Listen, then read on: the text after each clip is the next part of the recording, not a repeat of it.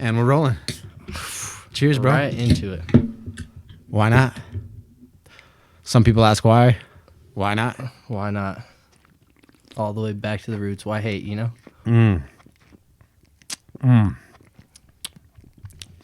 For those of y'all who don't know, that Java Stout, though. That's different than anything I've ever had in my life. If you like coffee, I should have asked you. You're a coffee guy. Oh, yeah. No, it's good. I like it. It's thick. Wasn't expecting it. Put it that way. Yeah. It's a rich-ass beer. It's something people don't know about New Mexico. Maybe you'll remember this. Back to the why not thing, though. There was before I lose it, at the park one time. Here we go. No, there was this dude. I guess he was some kid there, and he didn't have to go back to school. It was almost school was about to start. Okay. And I think it was the summer right before 9th grade started, because I remember being like kind of almost hyped to go to school, because I was like, dude, I get to go to the high school now. Yep. It's But all this upgrade. kid was all he was like, we were talking about how we have to fuck, man, summer's over, man, got to go back to school, kind of like that last Sunday or whatever. Yeah. Kind of like the Sunday blues you get before you know, Yeah. you're like, damn, got to go back to work. Back to work. There's just a vibe, but it's like back to school, you know, damn, I'm about to start high school. And then this kid was all like, I don't even have to go to school. And this other dude was like, why the fuck not? It's just like, it was the exact opposite of what he expected. Yeah. Like he was probably being like, yeah, I don't even have to go to school. Thought And it was then gonna be cool. expecting, people being like, oh man, you lucky motherfucker. What do you mean? Like, you done with school already? Like, you little ass kid. But this other guy was like, yo, why the fuck not? Like, almost like, why aren't you going back to school? Like, it just totally caught this kid off guard. It's stuck with me ever since. I had a moment kind of like that way back in the day, because I was homeschooled, obviously, till 10th grade. Mm-hmm. And I remember all the kids, they'd be at lunch, right? I'd have the day off or whatever. And I'd be skating, and everybody would be like, oh, man, I got to go back. Lunch is over. And I'm just like, that sucks. They'd be like, well, you just don't go to school? I'm like, yeah, I dropped out, like, For sure. 5 years ago. Everybody would always trip. Yeah. I kind of remember that a little bit, yeah. That's And when then you started coming around. Because I remember you skating and then being like, where do I see that? I don't see that dude anywhere. Except, skating. Yeah. And then all of a sudden we were at school together. just a ninja. Yep. Yeah. I can do the homeschool no more. It's Yeah. driving me crazy. You know what I mean? I needed the social. What was the social format? life. Like, was it just homework packets and shit? Or Kind of. A Like lot they- of it was teaching yourself, believe it or not. Like, of course, I had my mom to help me, but it's kind of like read a book, and then here's this quiz, and then you get graded on the quiz, and you'd have to read so many books. I kind of miss it, to be honest. I wish I could get myself to start reading books again. But when I was younger, dude, stacks. stacks? I had to read like 3 a week, Damn. probably from 5th grade all the way up until I went to public school. So it's called Seton Homeschooling. It's like an actual school up north somewhere. I don't know. Somewhere up north. I don't know. North? Up north. Yeah. Oh, man. No, school's important for that social interaction. Definitely. Because especially now, you can learn anything on the internet. I'm like, what the fuck do you need school for? There is a really valid argument for not needing public school. The one argument is like, people need a place for their kids to go while they go to work. So it is like a daycare, Yeah. a structured daycare. And the kids do learn as long as you have good teachers and stuff. And I mean, I don't know. But I always tell the kids, like, since I've been teaching or whatever, I'm like, I tell them straight up, I'm like, you don't really need school, like at the beginning of the year. I'm like, so why are we here? And I'm like, the reason we're here, because I'm like, it's about social interactions. Yep. I'm like, we need to get to know each other and just not be strangers, because Yep. we're all stuck with each other for a while. And just, Exactly. no one's going to judge you. Like, we're all some weird ass dysfunctional family. And Yeah. I'm like, we don't need any, basically I'm just telling them we don't need any BS in here. And I try to just say it to make them feel comfortable. Yeah. But it's true, because I'm like, there's basically no reason to be here, because you can go learn anything out online. YouTube, the internet. It's crazy. But there's something you get from people that you don't get. Well, and I mean, you live in a society. Like, you have to interact with people for the rest of your life. Yeah. So if you don't learn those skills early on, that's going to be a struggle as an adult. Yeah, and you see it in the workplace. Yep. You've already seen it. Yeah. For sure. Yep. For Where sure. People are just weird and awkward, and you're just like, or they just don't know Even- basic ass stuff like how to sweep or something. You're like, what do you mean you don't know how to sweep? You never fucking used a broom before? Right. Come on, It's a man. dustpan. You sweep it in. It's not that complicated. I'm like, your phone is way more complicated I'll than t- a broom. Yeah. I'll tell you what, I had that all the time, obviously working at the movie theater, because it was just a bunch of high school kids that you get to hire because it's super minimum wage. Oh, you were the boss. Yeah. Yeah, that's right. Or even when I was working for Brian, like as like a shift leader or anything, like you run into those kids where you're just all like they think that it's a touch screen, and so they're sitting there trying to figure out why the screen's not working, and then you just grab the mouse right next to them. You're like, hey, and they're just like yeah. it's super old school. Damn, yeah, you had a fucking You run into some crazy secondary interface. You had a secondary interface with a cable and buttons on it. Like, why do you need that? stuff. What is this thing? How does that work? Oh shit, It's crazy. it is crazy. Especially, I feel like, I don't know about you, but growing up in the time frame we did, where there was still a little bit of that outdoors, like the internet wasn't really a thing, like Yeah. it was more simple living, and watching it speed up to where we're at now is just insane. Yeah, well, I've talked about this too a couple times before with someone else on the podcast specifically, but like we did have a good era of transition, you know, Yeah. like having like at least Walkmans and headphones and batteries and like, you know, then Discmans and then like maybe a little room stereo. Maybe you had a big deluxe one with a 5-disc changer. You had your fucking CD booklet with all your fucking albums, and then like eventually you get a car, you know, and maybe a cell phone way later on, like in high school, you know. And then you had like by the button, like the texting, like you could either do the ABCD thing, and then there was like the T9 thing. Yep. And I was like, fuck T9. Because it was like, it was almost like autocorrect, but like primitive version, now that I think about it. And you're faster with the other way. Like I was with the faster with the letters. other way. People be like, you old school motherfucker on a shitty flip phone. But Yep. no, but we've seen with a the lot of paragraph. stuff come and go, man. It's crazy. I mean, like evolve, like it's cool. I mean, everybody has, but it just seems like our childhood was like console, cartridges, coax cables that screwed into the back of the TV. You know, like we still had a little bit of the old school, like, yo, like my mom would make me take change so I could check in from a payphone somewhere later Yep. throughout the day. You didn't fucking see no payphones anymore. Hell no. The one they had forever was at Valero on 10th Street. Now it's Circle K, I guess. But they had that. Is it still there? The booth is there, but there's no phone in it. Oh shit. But I'm like, That'd be damn. a sick shot, bro. That's what I was just Go thinking. hang out in the booth with like a skateboard or something. Yeah. Just kicking it old school. 'Cause- I'm sure we could even find one of those phones to make it look like you're actually using it. Yeah, because I've been thinking about like a short film lately, like just little edits. Okay. Not necessarily just a skate video, but just short films. Kind of. I know exactly what you're talking about, but there's a good example I can't think of right now. It's that Jim Greco film. You're the one who told me about it. Yeah, that's what. Okay. Okay. Yeah. Yeah. Where it's just Is like- that the one that you were thinking of? Yeah. No, that's exactly Yeah. it. I was like, who is there's a pro skater? But that would be fun, even just for Alamogordo. And there's so much to show. Dude. There's so much other little stuff, like just to mess around. I mean, look, you got the few breweries. You can go up to Cloudcroft. Mm-hmm. Like, you have all this stuff you could just integrate into it. Yeah. Perfect settings, backgrounds. Yep. Now that I really think about it. But yeah, the payphone Dude, booth would be a sick. be perfect. Something at a payphone. But of course, it'd have to take place back in the day. Yeah. I guess. Or not necessarily. I don't know. Just depends on if it's like fiction or nonfiction or... Kind I of don't throwback. know if it was scripted. Like me and Hollis and Amy, we've been talking about a sitcom. Like me, I've been talking about a sitcom with them. But then like I'm like, you know, and Hollis is totally down, and even Amy's like, well, I don't want to film or any of them. I'm like, you don't have to be on the show, but I'm like, you can still help. just be a background with camera character or something. angles and makeup and costumes and, Yeah. and conceptual shit. And then she was like, oh, like You could co-produce. yeah. I was like, I'd get you on board with that.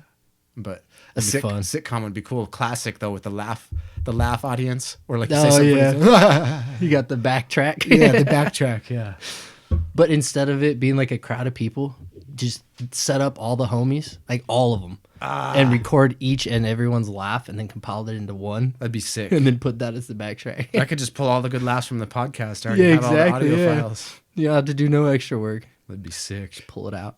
That would be cool. Yeah, damn, that's a good idea. It'd be fun. There's so much cool stuff you could do. I've always had that vision in my head of doing something like that more with the skate video. Just never came to fruition. Of course, I didn't put the effort needed to make it happen, so I can't really complain. There's a couple of cool shots that I got throughout the years, and then like I tried to put a little bit of B-roll together, but I never really went all. I was never like a filmer. I was just a Yeah. skater, and I'm like, well, we have to capture this, and Yep. if someone else ain't gonna do it, like I guess I have to do it because I'm like I have to do this. Like, Just need tripods and remotes. there's nothing better to me than like you and your homies on a skate video together. That is like one of my favorite things on earth. I've been going back to it so much lately. And You posted the We're Not Pros Yeah. on YouTube. And I didn't even know about it. Tim was like, "Oh, bro, check it out." I was like, "Oh," I think I watched it like 6 times back to back. I was all, "Thank God, it's finally somewhere I can watch it." And then I was like, "Crap, the Orange Curve video is not on there." So I'm all digging through all my stuff, and I found a copy. And Sick. I just got the new Xbox recently. Before my old one, I don't have a DVD drive in my house at all. So I was like, "Well, how am I gonna watch this?" Right? Yep. And then I got this new Xbox, and I was like, forgotten about it. And then I seen the We're Not Pros. And I was like, "Oh, the Orange Curve video." So I was like sitting there watching that religiously, going back to YouTube, trying to find every video of all the local stuff. I was like, man. Yeah. No, I would have uploaded that whole thing. In fact, I still might. I just had the old hard drive that I used to have, has all the parts. I think I have it. I have it somewhere else though too. I for sure have it now that I'm realizing it. I have it on another spot. So it's good. So I do have the individual parts. Plus, I've got the DVD, a couple of them. For a while, I couldn't find one, and I'm like, man, you got to have a hard copy of the DVD somewhere. So I got a couple of those back somehow. I was gonna say, if not, I think I have 3. I went from having none, couldn't find any, to finding 3 discs, and I'm like, I don't even know where these came from. One might actually be yours. Actually. It might be, but it's still, I've got 2 good ones at least. So now I'm like, I need to burn more copies and like put them in a safe box and lock it away. Yeah, exactly. I always lose them, man. I know. Always lose them. I remember putting them up though. I put like Avery's part and a couple others. I was gonna just upload all of them, but they had music. Copyright flagged, and then but back then you still couldn't upload it. Like with We're Not Pros, it'll remove it for you, right? It flagged it, and then I was like, okay, it tells you which songs it flagged, and it was only 2 songs out of the whole video. That surprised me that it was only 2. I figured it'd be more. What was the second one? Because I know Aaron's part for sure. One of the songs is missing. It's Cemetery Gates, Pantera on the second half of Aaron's part, and then Art part at the very end is a half on the sec on some blow. Like that was that song, and it flagged that too. But the rest of it worked. I'm like, you're talking about 90% of the video, the music's there. I'm like, I'll take what I can get. Cool. Hey, now you know what songs aren't still under copyright. Yeah, Pantera apparently is. Yeah, and I think if you're, I don't know how it works, if you're monetized or whatever. But I'm like, I just want it to be out there for the archive, where people can watch it. There is a certain way where you basically disclaim, and YouTube takes away your right to make money on it completely, and then you're allowed to use the music as long as there's other stuff in the background. I don't know. Who knows? It's super complex, and I think they make it confusing on purpose. There's an answer. I've looked at this before and since forgotten, and I've looked at it a couple of times. You're like, yeah. Oh, never mind. But I was stoked, and then I hit Fabian up too for sure. I was like, "You're cool if I post this, man. Like, I mean, you made it. It's your like art, you know." But I'm like, I think people would love it if it was out there. It's time, yeah. He was totally down. He's like, yeah, go for it. And then what's cool too is YouTube will just remove the music and somehow keep the skate audio, which is cool. Yeah. So that does. I was curious about that. The skate sound was a little bit choppy, but that could have just been the old school high 8 footage or whatever anyway. Yeah. So it did that automatically for you? There's an option. Like YouTube itself? It was like delete all audio or just the music. And I was like, ooh, and I clicked that. Plus the old, I think back in the earlier YouTube, maybe not earlier YouTube, but just a while ago, it might have been where if like you get flagged, they cut the audio to your whole video. Yeah. In fact, that did happen to me before. I had a couple of old videos on YouTube like that I made at the high school ones. Well, not quite those ones, but I had that little point and shoot camera like Tim had.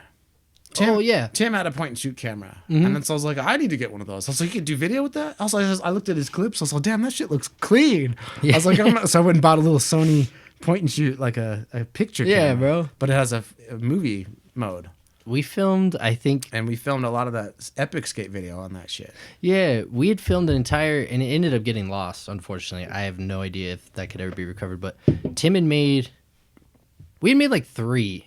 I have some like cheesy ones. Oh yeah, that I have on disc of me, Tim, and Cody, and then I had another one that we were doing. It was actually really good, and Tim's computer crashed, and so we lost the entire thing. But it was with that point and shoot camera. Yeah, like I remember using that all the time because we were hyped because we went from having my parents, when we first started skating, gave us this old VHS cassette recorder. VHS-C. The little mini, or was it? No, the full one. Full VHS. Like full VHS. No, this thing was a giant brick. Like you had to hold it like this.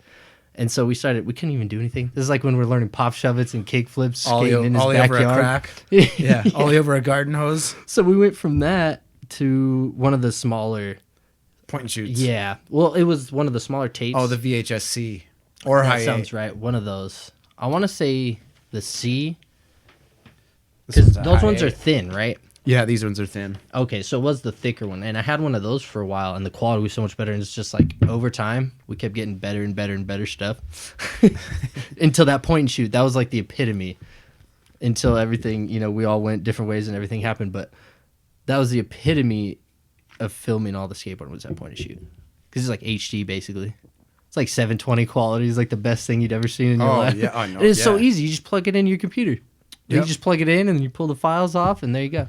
I couldn't believe it when I'd finally, because there was one time we went to Fabian's house in high school, and he was like, he had some of those early edits of We're Not Pros, very primitive, like, and I had never seen us on video before. Yeah. He might maybe, like, after we were done skating or something, maybe look at the clips. I don't even remember reviewing the clips. He just had a camera, we'd skate, and you wouldn't really see it. Yep. And It's just gone. And yeah, like it blew my mind that we went to his house, and like, that's one of the few times I ever even went into his act. Like went in. I was out on the sidewalk a few times, like passerby, see him on the street. Like I'd be walking through town or something, and I happened to be right there, and what's up, dude? Or whatever. But anyway, he had some of those rough edits, and We're Not Pros. And I like got to see some of the footage, and I was just like, "Damn, that's the coolest shit ever!" So then, fast forward when I got my little point and shoot, and I had a MacBook that I'd gotten for college. So I just I needed a laptop, and I was asking around. I was asking my brother and different people, and then I was working at the mill. So Daniel Hum was like, "Dude," he's like, "You need to get a Mac." And I was like, "For real?" And he's like, "Well, I mean, he's like, you did like videos and music and all that shit." He's like, "It's got all that built in." Yeah. And I was like, all right, cool. So like, I'll take your word for it. And then like, I ended up getting one, but it had iMovie on there. Point and shoot, like you said, plug and play, just plug it in, and then I could chop the clips up. And I was like, I had film class in high school too, where I made that one skate video. Yeah, I remember. Is still online. It's under AHS Student Film YouTube channel. I find it every once in a while. Yeah. Like it'll pop up when I'm looking through Alamogordo skateboarding videos. It's in there. It's in the sick rotation. Video. It's a pretty sick video. I mean, like, it's like a little bit boring because it's mostly long shot. There's no lines or following or anything. It's all long shot, like just clips. Dude, it's classic though. But it's classic. It looks good. And dude, honestly, the clips, I'm like, damn, I was in 10th grade, and I was like a pretty good skater in 10th grade. Hell yeah, bro. Decent. That front side flip switch manual on lock, dude. Like, it just tricks like that where I'm like, damn, I could still do it, but it'd take me a little while probably. But back then I could just be like, just throw it, dude. You like, had manuals damn. on lock. And like when I was learning flip into manual and shit, that's when I was like, damn, like I'm kind of like leveled up my skating a little, like linking more complex tricks together. It was never that good, don't get me wrong, but I mean, just like for some locals where you're like, you don't know what's possible at first until you start overcoming a few of those things, and you're like, damn, like all it just starts unlocking. You went down that road, you progressed, dude. One like that whole like, oh, it was fun. You went hard for a couple of years. It was a fun adventure.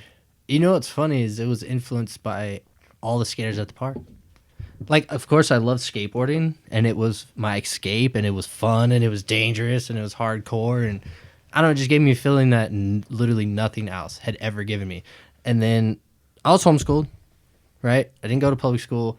I wasn't exactly allowed to just go hang out at the skate park. But eventually, me and Tim would convince my mom. So that's when I started coming around. But I remember seeing all you guys. And I'll never forget the day when when we were going to school, when I finally went to public school. Yeah. And we're in the same grade. Was it high school? Mm-hmm. Okay, cool. I'll never forget this day because I was like, wait a minute. This guy's my age? Because like your skill level at skateboarding was like, those few steps above me and Tim. Mm-hmm. And so you fit in with the older, Poop City crowd. Right. And I'm over here like, damn, these kids are good. Like, oh, that'd be so cool. I want to get there one day. And then going to public school and meeting you at school, and you're in the same grade as me. And I was like, yo, what? Well, hold up. I thought you were. I thought you were like 18 already. What's going on here? Yo, fool, like you dumb or something? Like they held you back? Or? Yeah. No, Tim was like, no, bro. I've been in class with Pat. Remember I would talk about that Pat Chasm kid who skateboards, and I want to he's cool. I want to hang out with him. I was like, oh yeah. Yeah, Tim was cool. I didn't connect with him until like 8th grade, but yeah, I remember. It was right around that time. Yeah. Yeah, we ended up having a class together. in 8th grade. And then I knew he skated, and I was just like, at first you're like, oh, you don't talk to no one because it's school and it's 8th grade, and you hate your life because you're like, fuck 8th grade. I fucking hated 8th grade. Like, I mean, I had the worst thing I ever. had good times, but 8th grade was just like one of those shit school years. You know, you have good memories from. It was good, but I just fucking hated 8th grade. It was like just a. Like you're about to move on to something cooler, but then you're like still stuck here. So I was probably kind of a dick in 8th grade, probably because I was just bent out of shape about Just about life. just about things, yeah. But no, eventually I was like, no, that Tim dude's cool, and like he can, because he'd see some kids skate every now and then, and you're like, okay, yeah, he can skate. Like you could see it in him. Well, and especially back I was then, like, yeah, this kid's tight. there was a lot of kids, you know, the mall grabbers. There really was a lot of kids that just get a brand new deck complete and just walk around the high school with it. Yeah. Like you've never seen them even, like, and maybe who knows, they're good. Like you don't know, but you've never even seen them step foot on it. But they always carry it with them everywhere. You're just like, you know. And then of course there's some of the homies back then be like, I'm gonna jack that board from him. You know, like he's not gonna use it. I'm taking it. And I'm like, I don't want no part in that, bro. I'm gonna go the other way. Yeah. Oh, crazy times. Crazy Fucking times. funny, man. Super funny. I was always scared, honestly. When I first started coming to the park, I was scared of all the older skaters. Because I was the goody two-shoes, go to church every Sunday kind of guy. And I'm like, Right. these guys are over here smoking cigarettes, being crazy, wild, driving their cars through the park, like These shenanigans. pulling branches off the trees, whipping the other little skateboarders around. And I'm just like, wow. Like, I don't want to be here. Yeah. But I was there for skateboarding, so I just never left. Like, that's the only reason. It has a way of weeding out anyone who doesn't really isn't in it for the right reasons. Yeah. Skateboarding does it. It's its own. What's the word for it? It just self-regulates really well, you know, because it's just like if you're gonna hang with everybody and everything, like you got to be. There's just a certain kind of thing you have to have. You got to be a little bit crazy, Yeah, I was gonna say. a little bit weird, you know. Like Yep. you got to have a sense of humor. You got to be able to like have someone talk shit to you and get shit talked back, and then. But I mean, I'm talking about just skateboarding alone, though. Like even the skateboard itself will be like, Yeah, like Only without the- anyone involved. only the people who are really down for it will ever really get anywhere with it, kind of to where it starts to give back to you. Yep. But it won't give you anything in the beginning. It doesn't give you shit in the beginning. A lot of lost skin, a lot of pain, a lot of suffering. I mean, it does. It gives you lessons, and you know what I'm saying. But like, it No, doesn't, but doesn't start reciprocating until like you put in the work a little bit, and then it's Yeah. like, oh, there you go, and then you're like, oh, damn, like all right, yeah, no, if I do this, then I get more. And like it's the first ollie, like that's kind of what you're talking about, like the first ollie. Yep. Like you're like, oh yeah, this is fun. I could ride around, but that first time you ollie, you're like, oh, like I could do something. That with ollie this. didn't come free though. You had to like you spent some time working for that ollie, and then when you finally get it, you're like, oh yeah, there it is. The satisfaction of hard work. Yeah, That's what it is. that is a really grounding principle of skating, man. It's just working, Yep. work ethic. The satisfaction of hard work. Yeah, Because you got to work for. I mean, and I don't know about you, but all the tricks that I've landed that were difficult tricks that I landed really quickly, everybody's like, "Oh my gosh!" and you're all, I don't know. You know what I mean? You're like, "Oh, it's whatever." Actually, but that simple trick you tried like 95 times before you went home and then finally landed it. That's the best. Yeah. It's the best feeling in the world. It's cumulative too. Everything you ever did added up to that. So like, Yep. let's say you go out and you skate and you get like a tray flip first try, and you're like, damn, you hit that first try, and you're like, well, I mean, it's like Picasso or something. He was like in a coffee shop drawing on napkins. Yeah. And then he threw them away. And then someone tried to fish it out of the trash, but he saw him, and then he went and took it from him. And they were like, what the hell? He's like, I drew that. It's not for you or whatever. And then like the guy was like, but it only took you like 2 minutes. Yeah. He's like, nah, it took me like 50 years. Or Yeah. whatever. I took the napkin. Exactly. But you're like, man, all the shit that went into it, you know, The years, the all the hours. a lot of shit. It's great. Speaking of that, kind of a weird random question. Do you think you would have all of this around you if it wasn't for skateboarding? Not even close. Like No. in your personal life? Nope. That's crazy. None of it. I mean, I don't know. It would be a different version and a way like mediocre probably. You wouldn't enjoy it as much. I guess that's probably a good way to put it. It's just seriously the most fundamental thing. The most Like, it's fundamental thing that crazy, shaped dude. my trajectory pretty much was like landing on that path and finding the park and finding my group of friends, finding myself, Yeah. and everything else after. Yeah. I think about crazy. that all the time. I'm like, what would my life have even been if I hadn't skateboarded? Like, It's really hard to imagine. Like, I mean, it's not in a negative light either. It's just No. out of curiosity. I'm like, I'd really have to sit down and think about it. It would be something like, I probably would have still done pretty good, because I'm like the thinker, kind of not necessarily hard on myself, but I'm always like, there's like David Goggins. He's always like, man, it's so easy to be great nowadays because most everyone else is mediocre as fuck. And you're just like, all right, I'm not saying that other people are mediocre or that I'm any better, but I'm like, if at any point in time anyone ever thought anything highly of me, I'm just kind of like, well, I mean, I'm all right. yeah, I know what you mean. Mediocre at best, But like maybe it's because I would just have high standards, for myself or what I want to do or whatever. But yeah, so maybe on a different timeline where I didn't find skateboarding, maybe I would have done well, but could have gone bad too. I could have been like a sports kid and then got hooked on drugs. I mean, I don't know. Maybe I was like hella into football and then like got into some. Started using too many steroids and got addicted to heroin afterwards. Oh, Yeah, I don't know. it's just It's crazy. really hard to imagine though. So I just laugh because you look back at us being kids and like all the teachers, like everybody, the adults that were influential over us, aside from our own families, always like, skateboarders, oh, you're so trash, like, oh, you're such bad people. And me being on the inside of the skateboard world, I'm like, no, not really. Like they might like to do a few illicit things, but they don't go beat people up randomly. They don't go rob stores. Like, Nah, they're not a gang. You know what I mean? Like, not even. they're just close. out there enjoying life, having fun. With any circle, there's always good people and bad people. Oh yeah, So, but most of them are good, and there's a few bad ones, and that's like that way in any circle. but remember how you said it? Skateboarding weeds itself out. Yep. Notice how those ones aren't there anymore. No. You know what I mean? Yeah. Sucks with some of them, but it's just what happens. Yeah. Because you're only there if you're really there for skateboarding. That's the truth. It It's is a weird thing about the skate park. Yeah. But it's, I don't know, skateboarding's taken me on some adventures. I used to travel all the time as a kid with my family.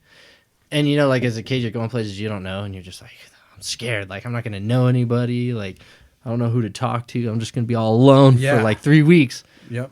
But my parents were cool enough to let me go by the skate park, the nearest skate park of anywhere that we were going, for like a couple hours. So I'd meet so many cool people. Dude, always. Like all around.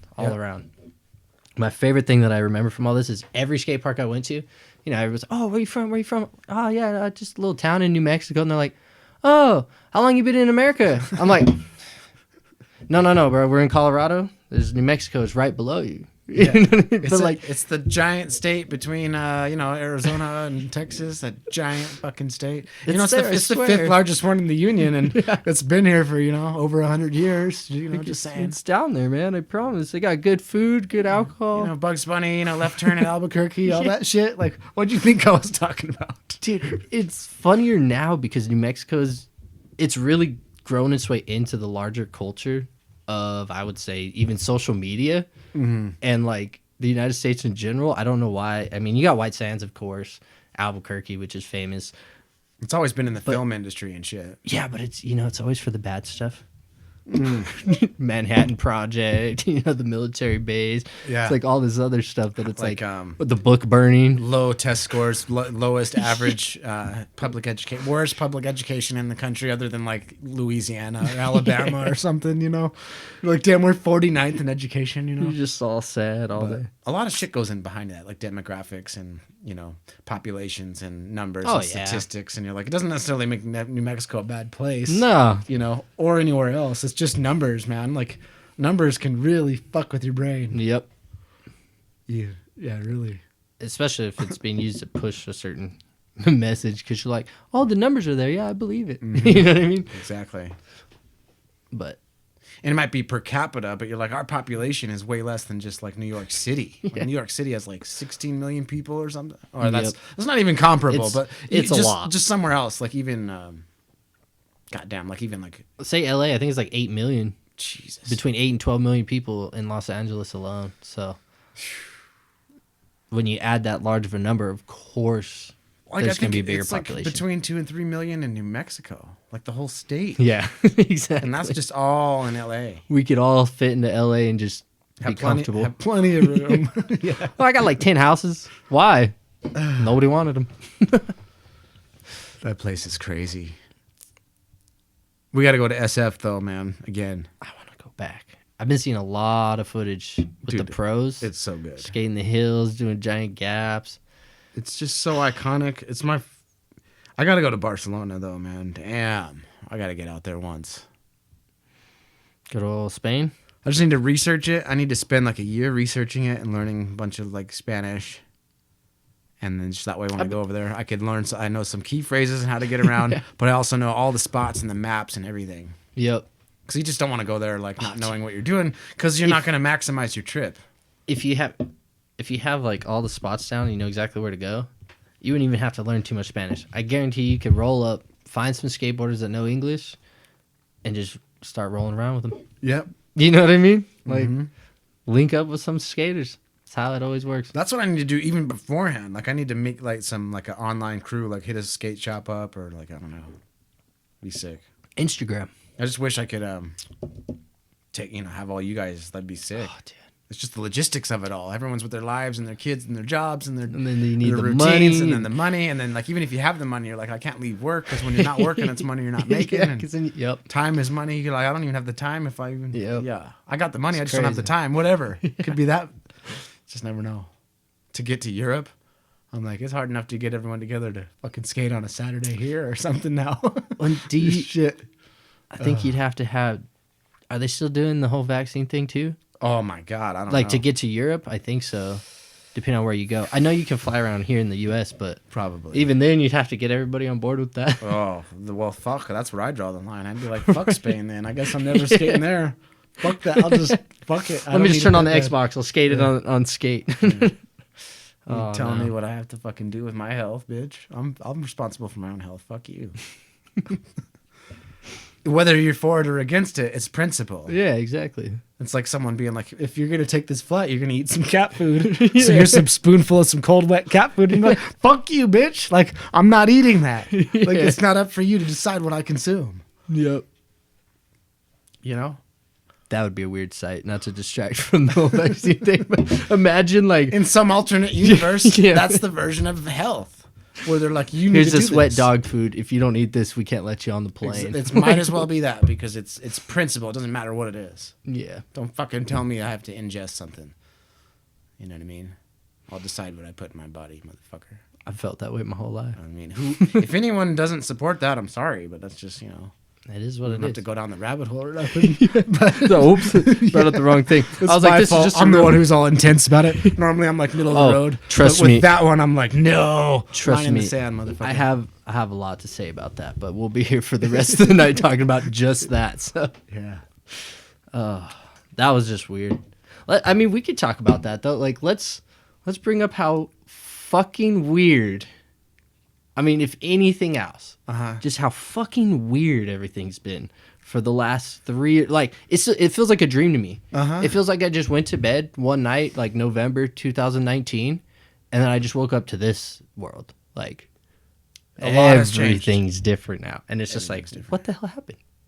It Right? kind of feels like that concept of the Mandela effect, It's kind of like that. where you're like, dude, Chop Dog, I swear he used to have like, there used to be like, the image was flipped around, but now it's the other way, and you're like, nah, Hey, no, you it's know always what's funny? been that way, and someone's like, nah, dude, it was flipped, motherfucker, and you're I like, do remember. You could say that because I do remember. If I just forgot what you did with it, but I remember the original glasses were actually a reflection of your stepdad's backyard. I think. yeah, Yeah, I remember the original glasses, and then you photoshopped them out and put the actual skate park in there. Yeah. So like, if I'd forgot you did that, I'd be like, dude, I swear there was like a tree and like a backyard. Like, what's like happening? a post for like a porch. Yeah. Yeah, because I took the photo of Chop in the yard out in Dunnigan, in Rick's backyard over there. Yep. But yeah, so the original reflection. There's a lot behind that logo. You know what's funny too that I didn't even realize? I mean, I've always known this, but I've never actually like thought about it with like too much. Is that that's actually the Charles Runway, not the orange curb. Mm-hmm.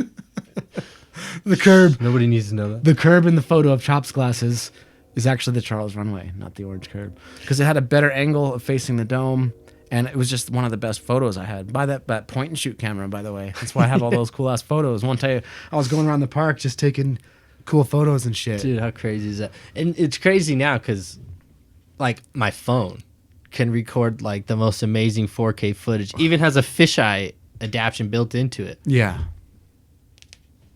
And you're like, here we go. But yeah, how weird was everything the last couple years? It was really weird. And, like, people that... Here's what killed me. And I just went along with it because I just hate conflict anyways. I'm not here to stir stuff up. But people you would never imagine, it was kind of like, let's just shut up and just go with it. Mm-hmm. You know what I mean? Yeah. And that's the general... Can't point fingers. That was the general population. Yeah, let's just go with it. It's like, what are we even going with? You know what I mean? Like, I don't... Hold on. Like, I took the vaccine. I really did. And I did. Here's the thing that makes me upset, is I did it for convenience. I wasn't scared of getting sick. You didn't feel like you need it. Wasn't worried about it. It was for convenience, for my job. So I didn't have to spend. If I stood next to someone who had COVID, I had to go home for 2 weeks until I got a negative test. So like, I'm losing out on work because this guy came in with the sniffles. Like, what the hell? You know what I mean? So it was more of a convenience thing than anything else. But that's just another thing no one talks about. Yeah. And I'm like, even if this was all for the better of mankind and keep everybody safe, are we still just not going to acknowledge that it was weird? It was really, really weird. Let's say no bad intentions. It was all actually legitimately for the better of mankind, keep everybody healthy and keep them alive as good as possible. Okay, that's fine. But, like, y'all went about it really weird. You know? Like, why are you making people do it? Like, you limited people's rights to go where they wanted to go, do what they wanted to do. I mean, in some it wasn't actually as bad in the U.S. as it was in other places. Oh, they're still doing that in some places. Dude, Australia was scary, bro. Dude. Australia was scary. Really weird. Like, weird stuff. And what trips me out the most now, I don't want to dive into it too much, but what's weird to me now is we just all act like it never happened. And that's how you know it wasn't that big of a deal, now was it? Because if it was such a big fucking deal, it was a big deal right up until it wasn't. Yeah. And that's what pisses me off. Or not necessarily pisses me off, but it's just like, okay, well, it actually just validates my opinion from the whole time. I'm like, well, there you go. Yep. I mean... And I'm not trying to discredit anybody else. There wasn't some loss and some devastation. Oh, yeah, no, it was real. And there's always that. I'm not trying to, like... belittle any of that, but I was in general, you're like, motherfucker, it wasn't that big of a deal. And in the beginning, it's cool because it's like, hey, none of us knew. But after a while, you're like, you know, we could spend all our time. It's like The Mist or something, you know, like where they're all in that grocery store. Yeah, The Mist. Have you seen that? Mm-hmm. But yeah, I mean, that's some real shit where you're like, Dad, if you go out there, like they're gonna fucking, like you're gonna die. Yeah, you're just dead. But it's like after a while, you're like, dude, the mist is gone. Everyone's been fine. Like, I'm going to go outside. I'm not going to live in this goddamn grocery store forever. Yeah. It's just weird. And it changed so many people. And it hurt a lot of people. Like, being locked in your own home. Like, I don't know about you. Sometimes I do really well being alone and sitting in my thoughts and, like, helps me a lot. And then there's other times where it's like, I need at least that one homie or my girlfriend. Like, I need somebody to be there. And, like, even if we're not talking. So, like, you had people who were literally isolated as shit. Like, not good. Wasn't good for... It'd be hard for someone like you or me with decent self-esteem. Oh, it happened to me twice because I had COVID.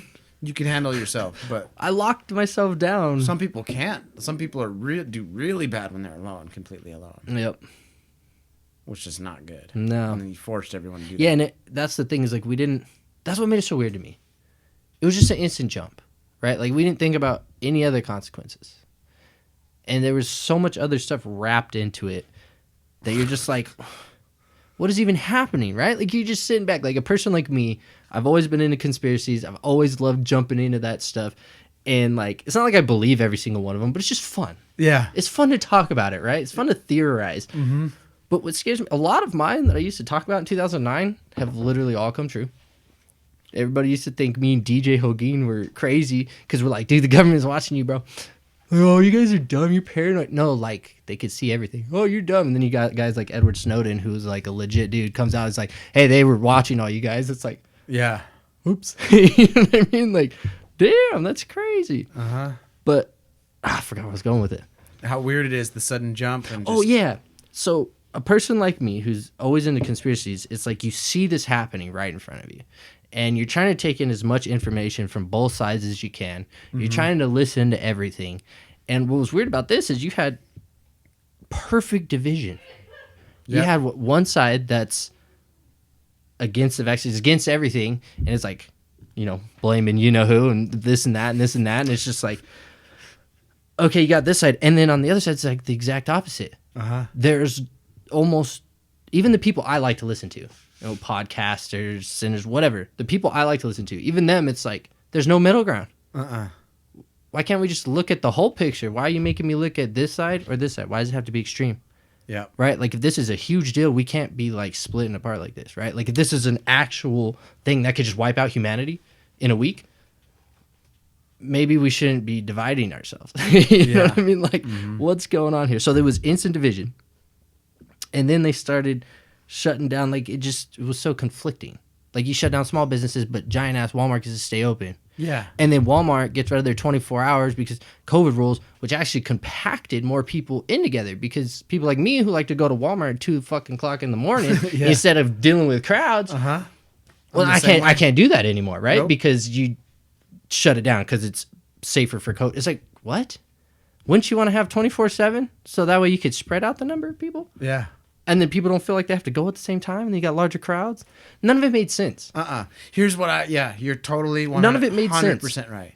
The analogy would be like a multiplication problem. Like, well, 2 times 5 is 10, but 5 times 2, that's different. And you're like, wait a minute, motherfucker! Like, you're missing the point here. You still didn't tell me what x equals. You're like, bro, it's the same equation. So if you're saying this by default, it means you're saying that. Yeah. And so you're doing this, and it does not match what you say we all need to do. But y'all get to play your game. It makes sense for your side of the fence, but everybody else has to fucking follow mine and follow the signs on the floor. And like, small business doesn't get to put up sneeze guards or be open at all. Yeah, but big business, exactly. we just throw up some sneeze guards. It's cool. Like, we open. We just like cut everyone's hours and shit. We'll save some money, and everyone will just have to fucking come at these hours. Which, like, from a corporation standpoint, we're like, damn. Like, little did we know, we just tested the theory, but like, we don't have to be open that much. We could just cut a bunch of jobs, have all automatic checkouts, and then make everyone come between this time and this time. Make billions more in profit. Shut the fucking lights off. It's like all the theft from self-checkout. All the theft. Oh, Walmart? Did you hear about that? Everybody I know, pretty much, even good law-abiding. It happens on accident sometimes, man. They'll be like, yo, I got 1 beef, but I scammed 2. Or I mean, like, I got 2 beefs, but I scammed 1. And like, everyone does shit like that. Like, everyone, I'm like the few, like, Amy won't do it. She won't do it. I probably even would. I really haven't lately. I might have done that once, twice. I'm sure I have on accident. I've never intentionally done Amy it. will be like, you didn't scan that one or whatever, and I'm like, oh yeah, I didn't. Good call, but like, she won't let it slide. Yeah, she's all, like, hell no. She can't live with the guilt, But I'm like, I could scan 1 beef. And you could take 2. You could look at it this way, though. I don't really do that though, but it's just kind of funny. You could look at it this way. You got Walmart, who decided that instead of paying real life people to work and make money to ring people up and keep the stealing down to a bare minimum, we're going to force you to work for us for yourself. Yep. And we're just going to trust you. Like, that's the dumbest idea ever, right? Like, it is. Like, hey, I guess I'm just going to scan 1 and take 2 because I did the job for you, right? There was a meeting, though, at a round table, a long oval table at some fucking lofty... it's going to save us so much money. Skyrise or whatever. And they're like, someone was like, yo, dude, but like, what about people scanning extra shit, though? And like, Like, he probably got fired right after the meeting. Lose a lot of money. And they were probably like, yeah, like, we thought about that, though. It's still way cheaper to cut down all that labor cost and not be open all those extra hours. Yep. Like, fuck the theft. It's crazy, but you're right. I'm kind of like, they probably built that into it. They know. They're not stupid. I think they can use it as a tax write-off, too. They obviously like if they can document properly the loss of product, it's a tax write-off. There they go. That's less taxes they got to pay. Chalk it up to theft. More and more money. Just budget theft in. They probably have the whiteboard. They're like, check it out. Like, you know, they budgeted all in, and they're like, minus our theft, we're still numbers above. Well, where look we at this were. margin though. Let's just go for it. Yeah, all right, cool. People And then the people one guy think was they're- like, nah, man, because they were like encouraging people to do the wrong thing and shit, and then like he got fired. exactly right after the meeting. It's like, but what about the people? I mean, even good people, they might accidentally forget after the meeting. Just called in, just like, you're fired. You make too much sense. You're out of here. Yeah, you're gonna need to clean out your desk and get that car back to us. Yeah, this just goes back to what I was saying. Everything's so fucking weird now. It got weird.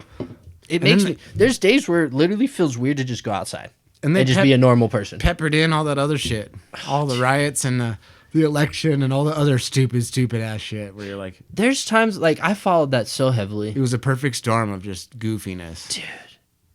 It didn't seem like real. It feels like it was just some orchestrated fucking TV show, bro. Like, even you want to talk about the January 6th thing, the riot with that? It's like that didn't seem real to me. I was watching it live and I was all, wait a minute, is like where's in my head I'm like, where's security? Like, bro, this is the most highly secured place in the entire country, one of them, and you just have a giant crowd, like. How did you not see that one? And you coming? guys have been claiming that these people were like that for months and you weren't ready? Like, that's weird. And it just benefited the other side too much in a way of like painting the other side there against in a negative light. And so again, it's just like everything else we've been going through. You're like, okay, this just doesn't add up. And like for me personally, like I said, conspiracy wise, it's like it's whoever's behind the curtain. Exactly. It has nothing to do with what we're seeing. It's the people behind it who are just playing both sides and bounces back and forth like ping pong ball. You know what I mean? Foosball and shit. Yeah. So Like- you just go about your daily life and I was gonna say it's like wrestling. I'm like, we need Ross and Sean Fox and JoJo and Jared over here being all like talking about wrestling, and you're like, yeah, that's what it is. It's all scripted and yeah, dude. theater, and I swear it's weird. but And then, some of it plays out in real time though too, because it's not all scripted. nope. Just like wrestling, where like, Yeah, like they're still actually doing the it. general you know what I mean? trajectory of it's scripted, but then there's a whole bunch of shit that's off the cuff and improv. You know- it was the perfect storm of like, whoa, like all this stuff happened, and you're like, oh, we could play it like this, and then but then like they throw it out there, and you're like we'll just see what happens, you know, Yeah. like put some air on it, and it fucking fires up a little bit more. Yep. I think it was just a controlled burn that was like slightly out of control though. Like they had kind of like they set the fire and were like, Seems we'll as- definitely be able to put it out, but like, no, just let it burn a little longer. Like I don't know, it's like man. some There's so kids much playing stuff- with matches, bro. Like at the Yeah. top, you know, the behind the curtain people. Yeah. I just imagine like kids playing with matches. No, it's like they were, they had the magnifying glass with the ants, and they meant to just roast a couple of them, and they accidentally lit the whole fucking thing on fire. Yeah. You know what I mean? Like, oops, I'll just let it burn. Yeah. I'll just let it crumble. My stepbrother Mike and I, he's my stepbrother on my dad's side. My dad remarried his wife's son.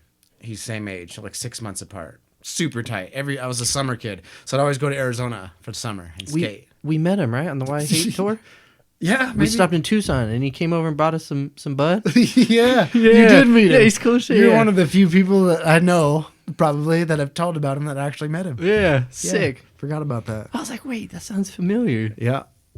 I mean, you talk about him a lot, but yeah, I was like, that's the guy we met over We there. literally lit a match. We were literally like, we knew better too. Like, kids don't play with matches and Yeah. being stupid. And like, we were old enough and smart enough to definitely know, like, you just don't just fuck around with fire. And we were taking it kind of seriously, but not really though. At the same time, we were just, now that you actually think about it, we were just kids playing with matches. Yeah, you're like, we didn't think about the severity. We were in this alleyway. There's all these concrete washes, kind of like the ditches here, but they call them washes. And it'd be Yeah. like one street and then the alleyway. But instead of the alleyway and another backyard on the other side, it would be like a big, huge fucking ditch. Big giant And arroyo. there's an alleyway on each side, but they were paved though. Okay.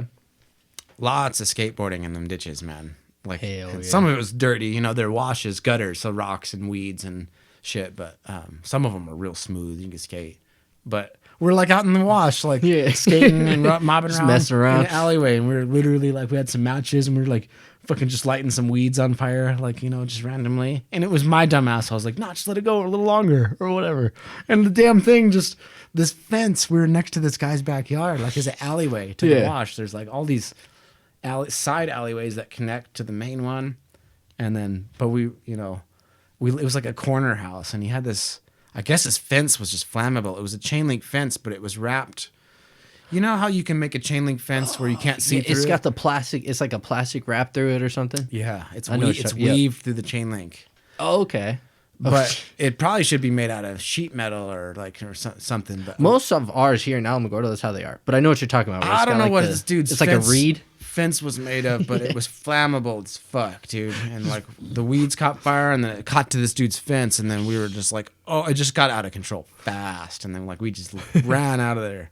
But then like we went home, we were right down the street, like ran down the street, and then went home, and then grabbed a water bottle, and then we went back like idiots. Then we went back, and then the guy was out there with the hose, all kind of freaking out, and we were like, "Damn!" Like we were walking by, and like we were trying to put it out, but like those kids ran that way, and like we made up some story, and you're just like, in hindsight, I'm like, we should have just not went back. Like, Yeah. we should have just went and rang the dude's doorbell, or hopped the fence and like tried to find a hose or like try to put it out, But just totally like panic mode and just left. But we should. Honestly, I should have just knocked on the door and be like, "We were fucking stupid, and we lit your fence on fire. And we need to get your hose." But as a kid, you're scared. Gonna get in so much trouble. You're scared to take ownership like that as a kid. I've met a few like younger dudes, like back when we were younger, who would do that. And I remember everybody always get mad at them, like everyone in the group. They just go up and be like, "Yeah, so we were skating there, and we were skating on this, and we're sorry. We're not trying to." It's like, dude, what shut up. Let's go. Tell them Why are you telling them anything? Like, just stop talking. Just stop talking. It'd be better if you just stopped. Oh, man. It's crazy. Yeah, hopefully we've all learned something from all of this shit. I want to say I have. It's definitely shaped me as a person. A lot of experiences, a lot of different kinds of experiences, like all wrapped around skateboarding. It's crazy. Like even from when I started young. Mm-hmm.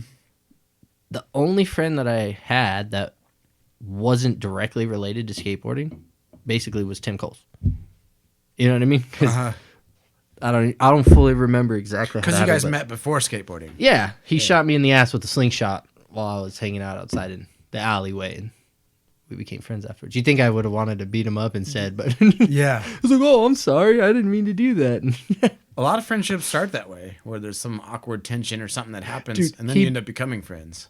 He told me later that he purposely because he didn't know how to approach me. He didn't know how to like try to talk to me. Like, hey, so man, he decided to shoot me. You want to come out and play? Like, throw the football around? Instead, he shoots you with a fucking slingshot. Best start of a friendship ever.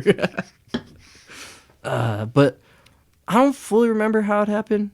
I just remember I had always kind of liked skateboarding a little bit. I was playing the Tony Hawk games on the N64, and then Tim's sister had like a legit skateboard in the closet, and Tim was like, "Oh, dude, like I saw your little board thing. Like let's use this as my sister's. It's like the real deal."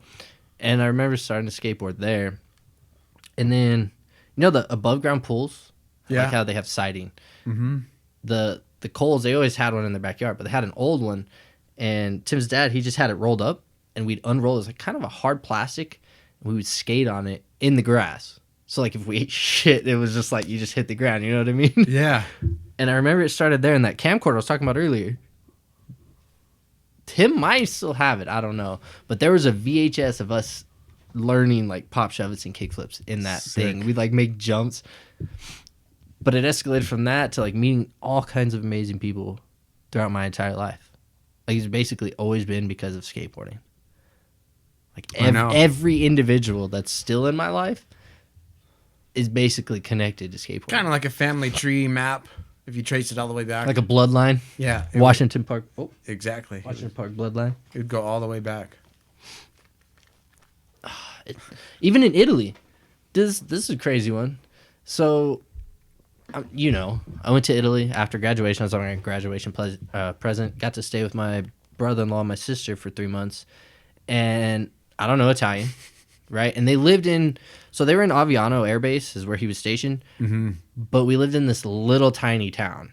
It's almost like a Tularosa, but Italian style, Uh-huh. right next to the Junior Alps. So a little different, but kind of the same concept. Little tiny town. You go up the road and there's a ski resort. Fucking Same sick. story. Yep. It's kind of fucking weird. Well, It's I'll get to that parallel, eventually. yeah. Yeah. So, little town called Vaillant. It's just like these brick buildings, like literally made out of cinder block. But they're these houses, pretty nice inside. But I don't know anybody. Obviously, right? I'm in a foreign country. I'm in this tiny little town. It's about a 30-minute drive to Aviano Air Base where there's a little skate park. And for the first week, I'm just hanging out with my sister and my brother-in-law. And we're just drinking, having a good time. And I think we had went to Venice that week, went to check out Venice, which was... Venice is hyped up, man. Like, it's a really cool piece of, like, engineering and architecture and, like, history. Mm-hmm. And, of course, the art and everything, you know, the vendors. But the Hollywood always portrays Venice as like this beautiful, clean city of love. And you get to Venice and you're like, oh, damn, this shit's ghetto. You know what I mean? Like, oh, like this is cool, but this is, water's dirty and it's just nasty everywhere. And there's so many people. It's uncomfortable, but it's Venice, you know, so it's badass. It's iconic. Yeah. Yeah. Mm-hmm. And so for the first week, I was just hanging out with them. Hadn't even thought about skate. I brought my board with me, but hadn't even thought about skateboarding. And then my sister, I remember they were going to go to base to go shopping, go to the commissary. And my sister was like, do you want to skateboard? Like, you brought your board with you and you, like, haven't even said anything about it. I was like, oh, dude, I was just enjoying a good time. You know what I mean? Like, I'm just hanging out. So, well, there's a half pipe here in town. And, like, we're in this little tiny town. And this, again, parallel universe is fucking weird, right? Because there's a mini ramp in Tularosa. But, like, we couldn't get one here in Alamogordo. Yeah. You know? But for some reason, Tule has a sick-ass mini ramp. Vaillant. For some reason, they had this perfect... Bro, you know the skate light material? Uh-huh. How there's different grades of it, right? There's Yeah. the one like what Eli and Russell used at the park in the cage area. Lasts a couple years, maybe. Yeah, that one's pretty good. It's mostly probably for indoor. I was about to say that. The one that this half pipe's made of was like the highest quality of skate light. Some Bob And it's this Bergquist shit. perfect half pipe. I think it was like 8 foot tall, slippery because of the type of material. Plus, it's, you know, it was frozen the whole time I was there. Yeah.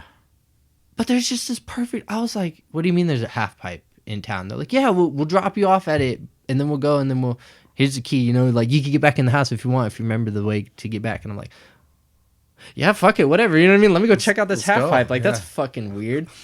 Like, this doesn't make any sense, right? Here we go. Yeah, and so literally we go, and it's kind of like a drive down. There's a slope. There's this building.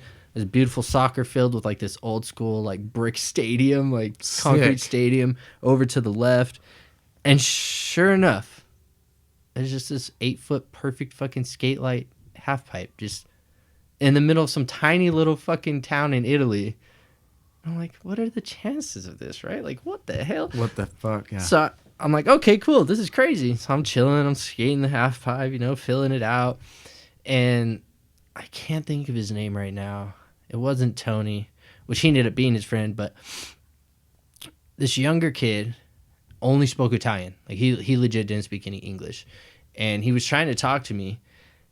And I'm like, dude, I don't know what you're saying, but he was like all hyped on my skating, right? Because I was doing my early grabs on this half pipe. You know, I was getting comfortable doing all bunch of back reverts. Plus, skaters are probably rarer, maybe. Yeah, at least on our level of skateboarding. Yeah. It's changing now. And for that town, maybe at that time. Exactly. He's like, wait a minute, what? He probably just heard the wheels all. Yeah. He's No, like, what the fuck? He was there. He was watching. He was watching the whole time, and he was just like, oh. And then he was like, basically, he was trying to tell me, stay here. I'm gonna go get my friends. So like, there was a minute where I was like, kind of scared, right? What do you mean you're gonna go get your friends? Like, Yeah, trying I'm to take my shoes? Oh, or? shit, yeah. Like, am I gonna get jumped? Should like, I what's leave, happening? or? And he's like, no, wait. And he takes off, and I'm just kind of sitting there all nervously smoking a cigarette. Like, I don't know what's gonna happen, right? I'm in a foreign country, just met some random dude. I don't even know what he's saying, Yeah. and he seemed hyped on me, but who knows? Maybe they could be super territorial. You know what I mean? Like, Yeah. oh, you're in our hood thinking you can skateboard, you know? Yeah. I don't know what's happening.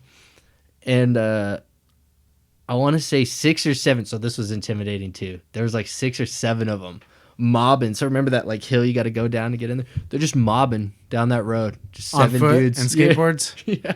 Yeah. Just mobbing up. And I know Paulie was one of them, Victor, my friend Manu, and like those two I still talk to this very day. And there's a bunch of other really cool dudes, and they all rolled up, and at least like 5 or 6 of them knew English. Yeah. And so they just start talking to me, and they're like, "Oh yeah, he was saying you're really good, and we gotta come check it out, man. We gotta meet you." And I was like, "Oh, cool." And then it's just from then on, like that little Italian kid. I owe all those friendships to him because he just happened to randomly be there when I showed up to skate this random half pipe in the middle of this little shit town, and stuff like that. Where I'm like, And you still chat with these other dudes. Oh, yeah, dude. 15, 16, 17 years later or whatever. Still. Yeah. fucking love those guys. Mm-hmm. I have a painting. My friend Victor, when he was in Greece taking art classes. It's the one where it's like the window frame or window pane with the rain coming down. It's all gloomy in the background. Sick. He painted that in Greece during his class. I literally paid him to have it shipped over here. So I gave Greece, it to the my- country. Yeah. Cool. My For paintings- one split second, I thought you painted it in Greece. Like, used Greece as the media. Oh. Because I've seen a few of those and I was like, oh yeah, sick. That'd be kind of interesting. Yeah. But no, in Greece. like my painting is registered in a museum in Greece. Nice. Because in order to ship any kind of artwork from country to country, I think you'd have to do the same thing here in the U.S. But especially places like Greece, where obviously there's priceless and timeless artifacts that basically you got to prove you made it. You got to prove it belongs to you. And so he had to register my painting in a museum to prove that it's an original art piece to be allowed to ship it to the U.S. Crazy. It's the only way you could ship it out. I was just like, damn. I was like, I just wanted this painting because like it's my homie and I thought it was beautiful. It reminded me of Italy because it was always raining when I was there. Sick. And the square windows. And so I was like, dude, I got to have that. This when I was working at the movie theater. And so he's like, yeah, man. So I think I gave him I paid like $480 for it, which wasn't too much because unfortunately a lot of that went to customs and other stuff that you had to go through. Yeah, he So, didn't actually get all He that. maybe got like $180 for it, which sucked. Yeah. But that was the best I could do at the time. But it was so cool. I was like, huh, I got this actual fucking painting that's registered in a museum in Greece. Like, Sick. what the fuck? You know what I That's mean? cool. That's cool that you have a high, like, I wouldn't say high-end piece of art, but I mean, most motherfuckers like around our spot ain't never spent $480 on a painting. Dude, but it's yeah, unique. But it's like, And it's a legit at oil the, painting. At the time, you had maybe some funds, and you were like, "Fuck it, I'm gonna buy my friend's artwork." And Exactly. now it's like it's priceless. Oh, yeah. So you're like, I would never. Someone could literally offer.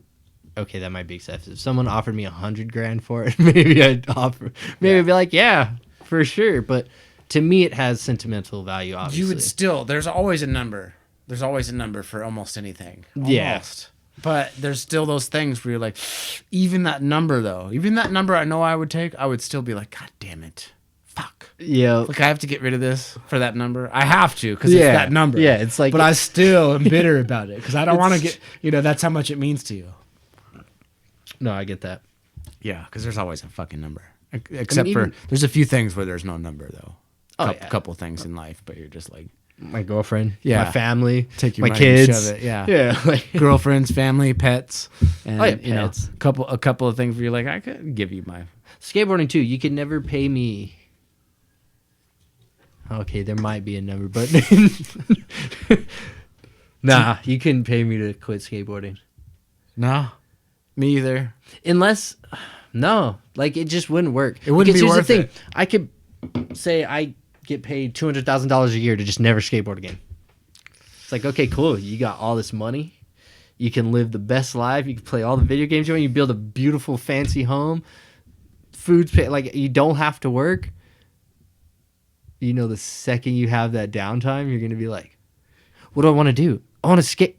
You ask yourself, would it really be worth it though? And then you're like, nah, not really. Be like the definition of selling your soul. Mm-hmm. It would. Like, I could not not skateboard. Yeah. I don't ever see Even it. if I was just pushing around. I You know don't what I see mean? an into it. Yeah. There's no way.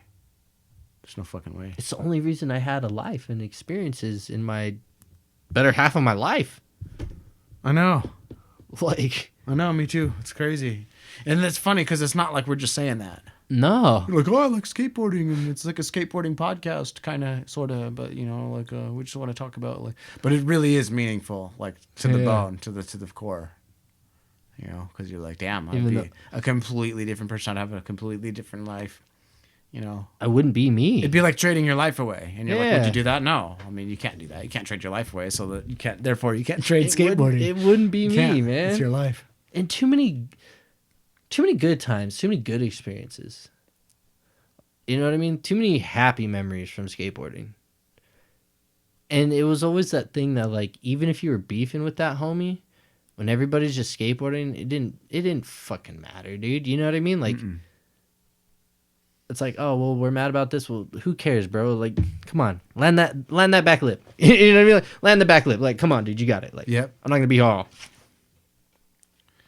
Why you at the park? Like, I was here first, and we're fighting. Like, what the fuck you doing here? Like, oh hell yeah, now there's a vibe. You know what I mean? Like, I was pissed at you, but it's cool. It's whatever now. Yeah. Not everybody looks at it like that, but a lot of the times that's how it was Yeah, in the early days, huh? back in the day. Yeah. It's You crazy to never think know. it's. How long has it been, dude?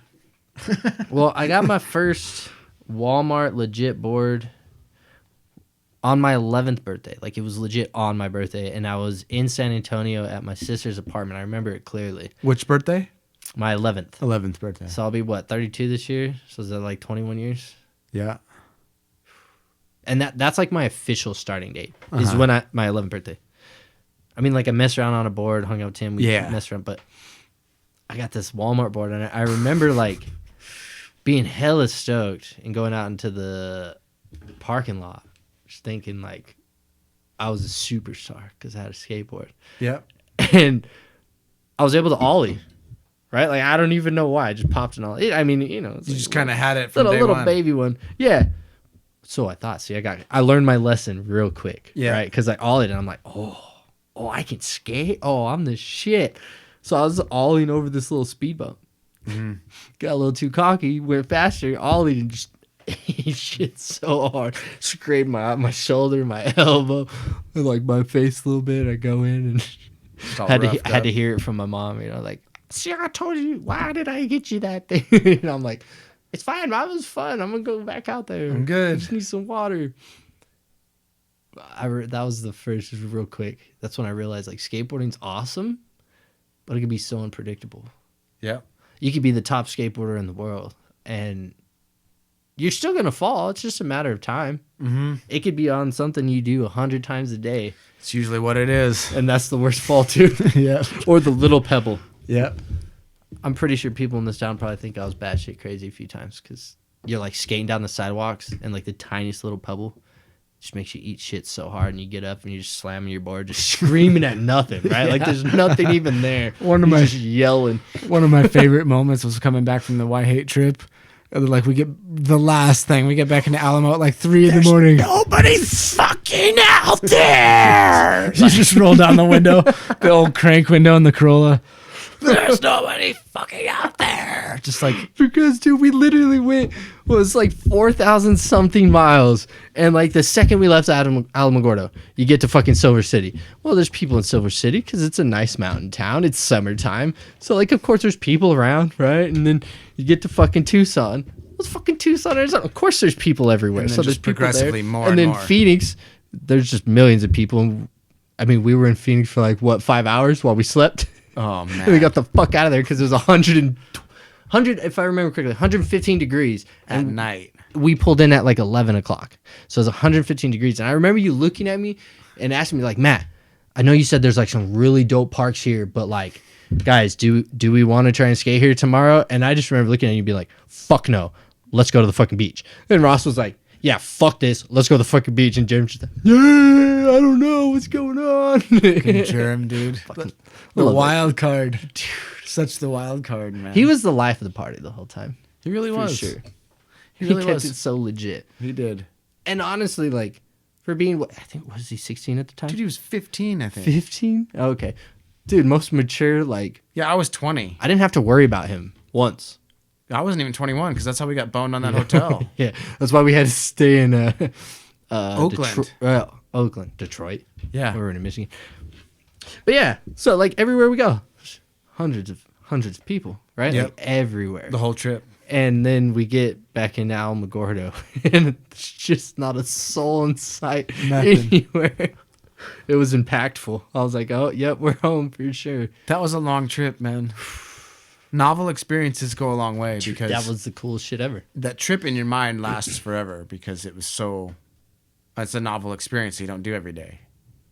That's we'll why probably never do anything. I mean, I guess you kind of went on your own solo one to San Francisco, so that's pretty crazy. But obviously, all 4 of us together will never do anything like that again ever in our entire lives. I mean, maybe I could be wrong. You never know. But I'd say it's fair that we probably won't. even yet it wouldn't be as impressionable because No, that was like wouldn't be the the first same. time it was like Well, a long skate trip, day after day. obviously, you know the movie Grind, right? Yeah. You've seen it. Yeah. Dude, that was like my shit. I need to watch it again because I've honestly never. I don't think I've ever sat there and watched the whole thing. I think it's on YouTube for free right now. I need to check it out. I think it's on YouTube for free. But yeah, I love that movie, right? That was the movie. That movie was the shit. And basically, if you broke the movie down real simple, it's just skateboarders and their desire to chase the dream of just being able to skateboard for the rest of their lives or for a living, right? Mm-hmm. If you sum it up. But it's like this crazy ass gnarly adventure chasing after some pro skateboarder tour. Like, obviously we weren't chasing anybody, but it's still like we were chasing that dream of like, well, it's not like we're ever going to get signed on some big pro team. Like, we're not going to be majorly sponsored. So you were like, fuck it, let's go ourselves. Let's go. Right? Like, fuck it, let's just go. Yeah, who has to tell you you're pro to go on a trip? Yeah, like, let's just go. You guys down? Might Just be. have to put it together and go. Yeah.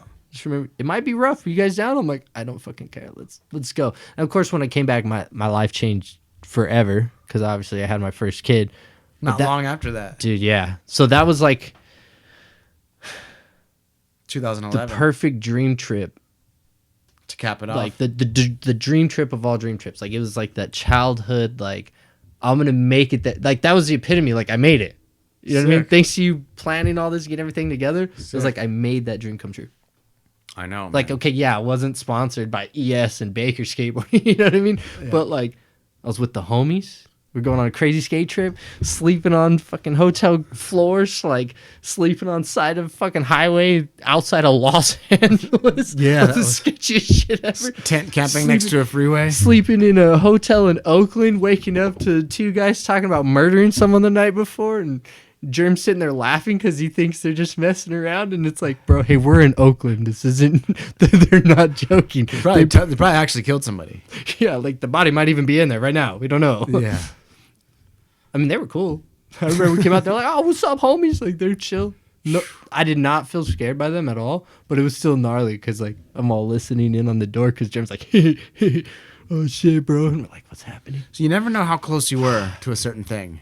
It's weird, huh? You know? It's weird. You just never know. You're like, dude, we walked right over like a fucking trap, you know, or what? You know, we were on thin That's ice. even- We could have fell through, but we were just like in the right spot or whatever. You never know. My girlfriend works up there at Noisy Water in Cloudcroft, and that giant rock that fell off the mountain, she was supposed to be on her way to work around the exact same time that fell, but she was late to work that day. Jesus Christ. By like missed it by like 15, 20 minutes. Dude, So, that like, is crazy. but it kind of goes back to that, right? Like, yeah. murder happened right next door in a hotel room right next to you, and you don't even know. Like, you could have walked out at the wrong time, got blasted yourself. You just That get rock caught in the could've crushed you. crossfire of some weird, crazy people going at it, you know, that's and you have weird. nothing to do with it, but you're just in the wrong place, wrong time. That's happened to me a lot with a couple different things, but I don't know, man. You're just there. What I would like to do is find another path to take, a new journey. Obviously with my kids and my girlfriend and everything, but like for Like myself a personally, self-endeavor. yeah, it's kind of like earlier how I was explaining. I need like Structure or self-spiritual enlightenment, something to kind of raise the frequency up again, like something to bring me back up. Because after all this COVID shit, it's not even just like personal stuff. It's like the whole world Uh-huh. is just so different now. It's just been a shift, a paradigm shift of like, And so, you have to question, you're like, is it me? yeah. Is it the fact that we're getting older? Is it the fact that like shit's changed and technology's different or people are socially awkward or was it the pandemic or was There's it so many things, man. was it the election or was it like is it just like the weird effects of technology on people and how we're all on our phones now? Is it CERN? Is them slamming particles together 12 times the speed of light? Is that a bad thing? Like, I mean, how deep down the rabbit hole we want to go tonight? How long you got, bro? I know shit. you got to be at class for a whole different reason. That's so cool. That's so cool. You're a teacher, dude. It's so weird to me. I'll Yeah, it's strange. never get over it, but I think it fits. it makes, I don't know about for you, you're the one doing it, but Yep. for me, just knowing you the time that I've known you and everything else, like it fits.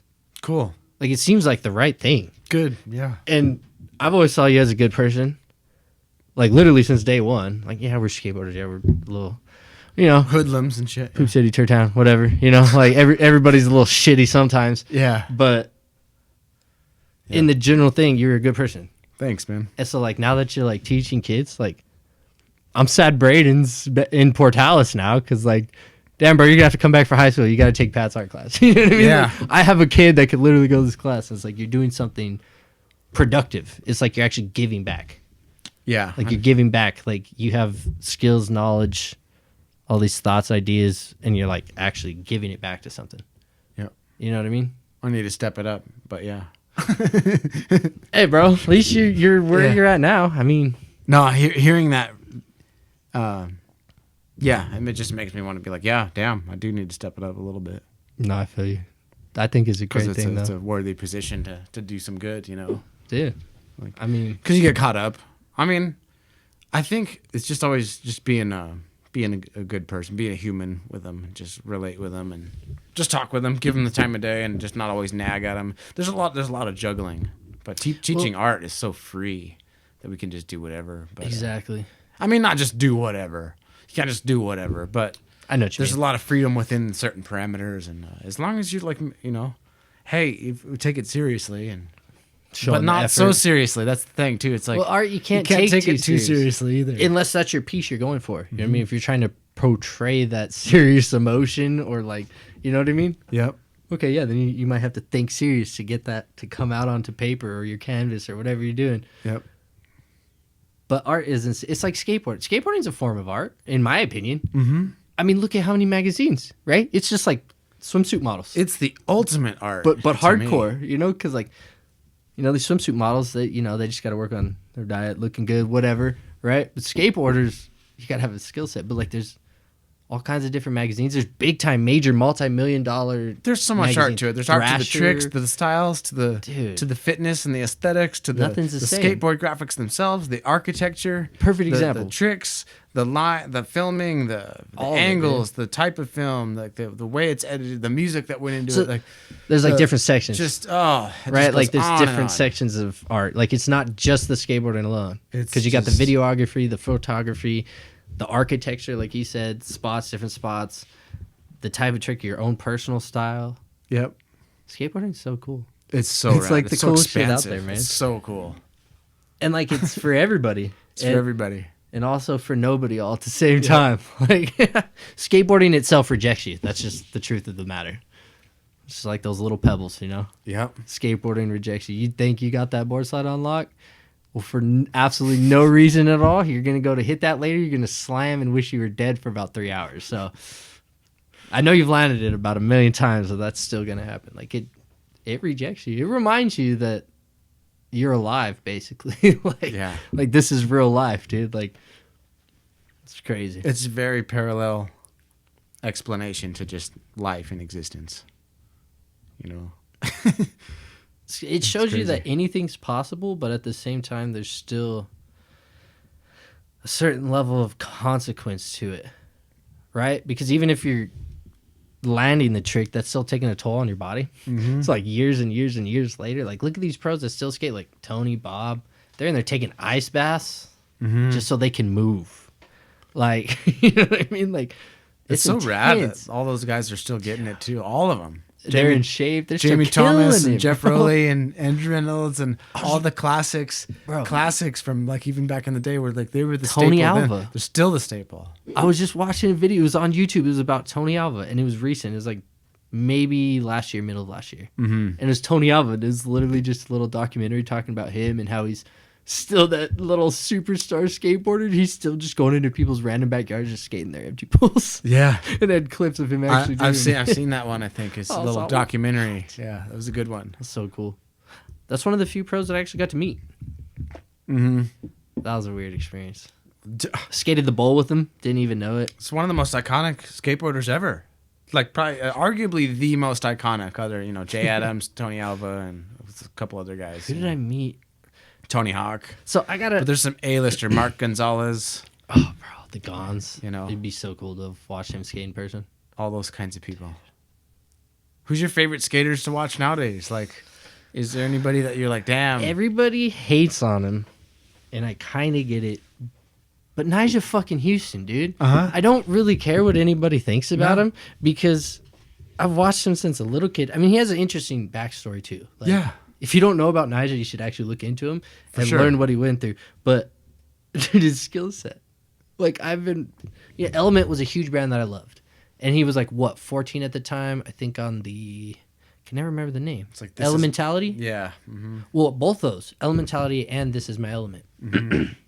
And his parts in there, he's like this little tiny 4-foot kid with dreads, like hill flipping down 11 stairs and front boarding giant 12-stair rails. And I'm like, Kickflip front board at 12 or whatever. and it just looks so effortless. And normally when you see some young kids like that, they don't last that long, right? Like they're not always around. Later. Yeah, like sometimes they're not around. And Nyjah stuck with it. Like, of course, his backstory plays into that. But here's the thing. You know, the whole motivated by the haters or even why hate. Like, look at Nyjah. He literally made himself a multimillionaire just off the fact that he's a badass at skateboarding and he's not scared of shit. Mm-hmm. That kid is...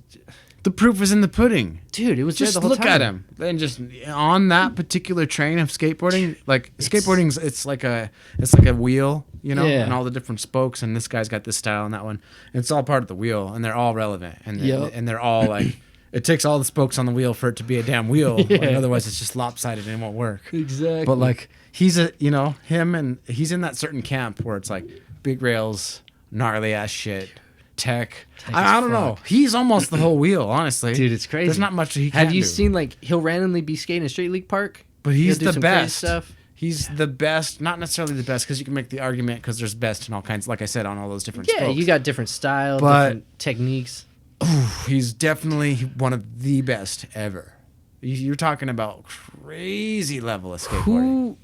This is going to be silly, but who has the balls to put Metallica to your skate park? Like, on a major skate park, it's Nike. Like, they got the actual rights to use that song Wow. for the video. I know. Think about that. Uh huh. He paid for the rights to use that. Well, Nike, I'm sure Nike probably pitched in Sure. on it, but that's insane. You're just some skateboarder. The fact that you mentioned Metallica, though, you just slapped me with a whole other epiphany. That Metallica's like the Nyjah of the metal music and stuff. You're like, oh, whatever. He like got laid and untouchable. fucking sold out on like their new albums. Nothing's been the same since Master of Puppets, man. But I'm a purist, bro. Like, kill 'em all, like Ride Lightning and Master of Puppets. After that, shit's dead. Like, Yeah. And you're just like, it's like Dano said, like he told me this, but like one time James Hetfield was being interviewed or something, and he's like, yeah, Metallica sold out. Every seat in the house, every night we play.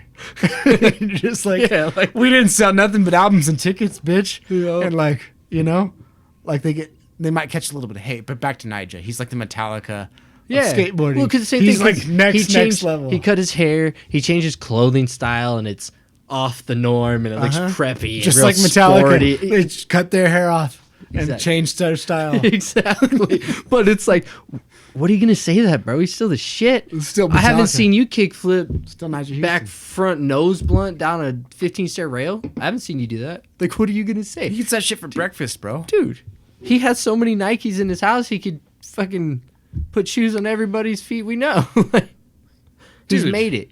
You could just And- roll up to a spot and I'm just going to 50-50 the big rail just to warm up. Just like roll up. Yeah, dude. Just For fun. ice it. And then just Just like for fun. next thing, the next trick's like a kickflip front feeble that he's like, maybe I'm going to film the clip. And you're like, damn. It's just throwaway. It's just him messing around. Just something gnarly. You're like, I haven't ever done a kickflip front From feeble, like ever. And I'll probably never. I'll do never it, think about even let trying. alone on a giant rail. Like You can't deny. He's the best of the best, man. he is. I mean, there's way cool skaters out there, but Nyjah's just on the top. And you honestly, with how good he is and where he's at in the industry and like for himself with investment, what money, everything, he could be so much cockier. He did exactly could- what he should do, too. Why He wouldn't does- anybody do that? He played it smart. Like Yep. he still keeps it real. He still keeps it real. Still skating better That than part he anyone. just put out like the last recently, those couple of parts he put out like 2 or 3, And I needed that. That was the last one that I watched. Yeah, It's called I Needed That. Need and That. it literally starts off with him hitting this massive rail and then just slamming. Uh-huh. He gets up and he literally walks away. He's like, oh, I needed that. And you're just like, this dude's a real skater, man. Like, I don't care what anybody says about him. Like, this dude's OG. If he's not a skater, I don't know who is. He's more of a skateboarder than I'll ever be. His whole life since he was a kid with his dad and everything, like, it was just, that's all he was ever. Which makes sense. That's why he's on the top, right? This is the epitome of skateboarding. This is what would happen if you started skateboarding at a super young age, took it super serious, and like committed to it like a job. You know what I mean? Or like school. Like you commit to it religiously. That's the result. You get a Nigel Houston. That's the result of it. You get a badass, crazy skateboarder who could do stuff you'd never even dream of in your life. Yeah. But that's also why I like him too, right? Like, I love watching skate videos. I love watching different styles. It's just like even simple mess around tricks. It's just cool. Skateboarding's fun. But Nigel's on that level that you'll never be. And you accept it, right? Like, you can watch other skaters. You're like, dang, I should try that. Like, oh, that's cool. You watch Nigel's and you're like, wow. Are you even human? You know, like, wow, that's crazy. And there's a lot more than just Nigel out there. But that's just the one that always sticks with me because I remember it's like Bam Margera. Everybody would hate on Bam Margera. Because he was the reality TV star and CKY, and he's just the jackass. And dude, this guy was a legit skateboarder. Like, his skateboarding was fucking crazy. For sure. But everyone hated on him because he was the star. And I'm like, dude, you can't disrespect the tricks, though. You can't forget. He was cool. Like, he had a cool thing. You're like, that mean... We all wanted to be that guy. He could guy. skate for real. Well, he'll still come over here and out skate my ass right now, even though he's like half fat and kind of like been through the grind, and you know he's had his ups and downs. I hope the best for but that guy, man. He'd still come over here and yeah. probably rip it up, dude. Like nothing. That You just get him on a mini ramp or something. You're like, I can't hang with that fool. It just reminds me of Hell no. Aaron. G-Man. Like Aaron. That's what it Yeah. Because, like, people can say whatever they want about Aaron, right? Like, they just say whatever they want. I don't care. I love the dude to death. He's my brother. I don't care. Say it. It's whatever. That's how you feel, how I feel different. Doesn't matter. He's still going to show up and skate better than every single one of us. And I'm going to go cry in the corner, too, just like you. So, like, let's not be salty, okay? Let's just all get along and vibe and have fun. He was always just on another level, you know? Dude, he makes He's fun on of me that all level. the time. But I Dude, love the it. We're Not Pros thing is sick. I forgot. Like, it'd been a while since I had watched that. And when he's skating the end of the planner there's like 4 tricks back to back. He's like kickflip. Oh, you're talking about the ones where he goes 50 past the heel crack? flip out. No, it's just right there where you did the 50-50 varial heel out back in the day. That's where I got my idea for all those. He did like kickflip 50, heel flip out, kickflip 50, backside flip out, kickflip 50, big spin flip out. And there was like one more, I forget, but the kickflip 50 big spin flip out at the end, you're just like, because the other 2 came first. Yeah. And then he does that one, and you're just like, damn. you're like, this fool ain't playing, you know? I don't know. I watched that, and I was like, fuck. I had forgotten just quite how, like, you know, he was on one. That's pretty sick. He can, maybe not on that level, but I've still seen, there's days where I go to the park and, like, he's hyping me up, but then I'm watching him skate, and I'm like, damn, you're still on a whole nother level than me. Like, fuck, bro. Maybe one day I'll get there. Yep. I'm just like, how do you still do this? Like, you were just at home chilling for like a whole week and a half, and you just come out randomly and just... I think you level up when you set a new baseline. And so it's kind of like how you would feel about like a frontside 50 on a curb, or like a heel flip, or just tricks that are your tricks where you do them and you're like, you expect yourself. You're like, it's like me with a kickflip. It's like natural. You know? Like I just go and do a kickflip, and it's like... It's all natural at that point. Yeah. Muscle memory. So I think he has a baseline of like, I've always been able to hit handrails. Yeah, that's so like true. even way later in his adult life, he still looks at a front board down a handrail like, It's you know, just a if I front get a board. good warm up and get my shit together and I'm still on it, like I could front board that rail like nothing, because it's always his baseline. It'd be like me doing a nose manual. Yeah. And you're like, there ain't nothing impressive about that. Like Pat always does a nose manual. Who fucking gives a shit? So him front boarding a little handrail, a little 6 stair or whatever. It's like, damn. He's it's normal to him. yeah, that makes sense. I think that's kind of maybe. It's just crazy. It's just, yeah, it's like his kind of like, I always do that. Like, it would be weird for him to not do it, basically. Like, Yeah. once he's not That's doing fair. it anymore, that's when it's like, damn. Yeah. You know? Like, the That's day how- that I'm no longer doing a nose manual, you're like, That's how I feel about myself Fucking right just now. shit's off. If I'm being honest, every time lately, I'm like, I really gotta skate more, because it's finally hitting me. I haven't hit a point like that in a long time, where I'm like, I should be able to do this, and now I'm questioning it, and because I'm questioning it, I'm not committing to it, and then I'm not landing it for no reason. Like, We all go through that. We all go through that. I go through that all the time. it's like certain tricks. I don't know if you saw me trying to no slide out there earlier. I'm like, that's mine. I can no slide that whole box, right? Like, Yeah. scared to get into it. I'm like, what the fuck is wrong with me? Yeah. Uh-huh. You start questioning your entire reality. You're like, is the fucking moon in the wrong place? Like, what's happening? I've never Shit's not off. been able to do this. But you can still do it. Just a matter of trying it. And maintenance too. You know, Trying you it. can't expect you're like, oh, I'm going to be all good if you're not maintaining. Yeah. And that becomes more of a part of it later. It's always been a part of it, but it just time goes by way faster now. That's the thing. Because back we sure. always had to maintain it, but it was like a day is forever, and you're like then tomorrow, and you're just always That's- working on that's it. what our life because it was consisted more of. of a day to day thing. But now Yeah. it's a week to weekend.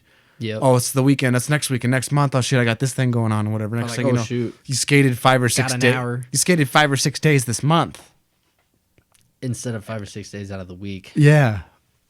And then you're like, you're not That's just life, though, bro. What are you going to do? holding on to it. But some of it's like, kung fu, and it's all in your head too, where you're like, I can Yeah, my physical kick, part's there, I can yeah. kick the bag or, like break through those boards or whatever. I've always done it. But like it does get harder if you don't maintain it. If you're not in this fucking dojo breaking boards all the time, You take a lot of time off and you go back and you're just Discipline. That's what it's, the Yeah. discipline of it.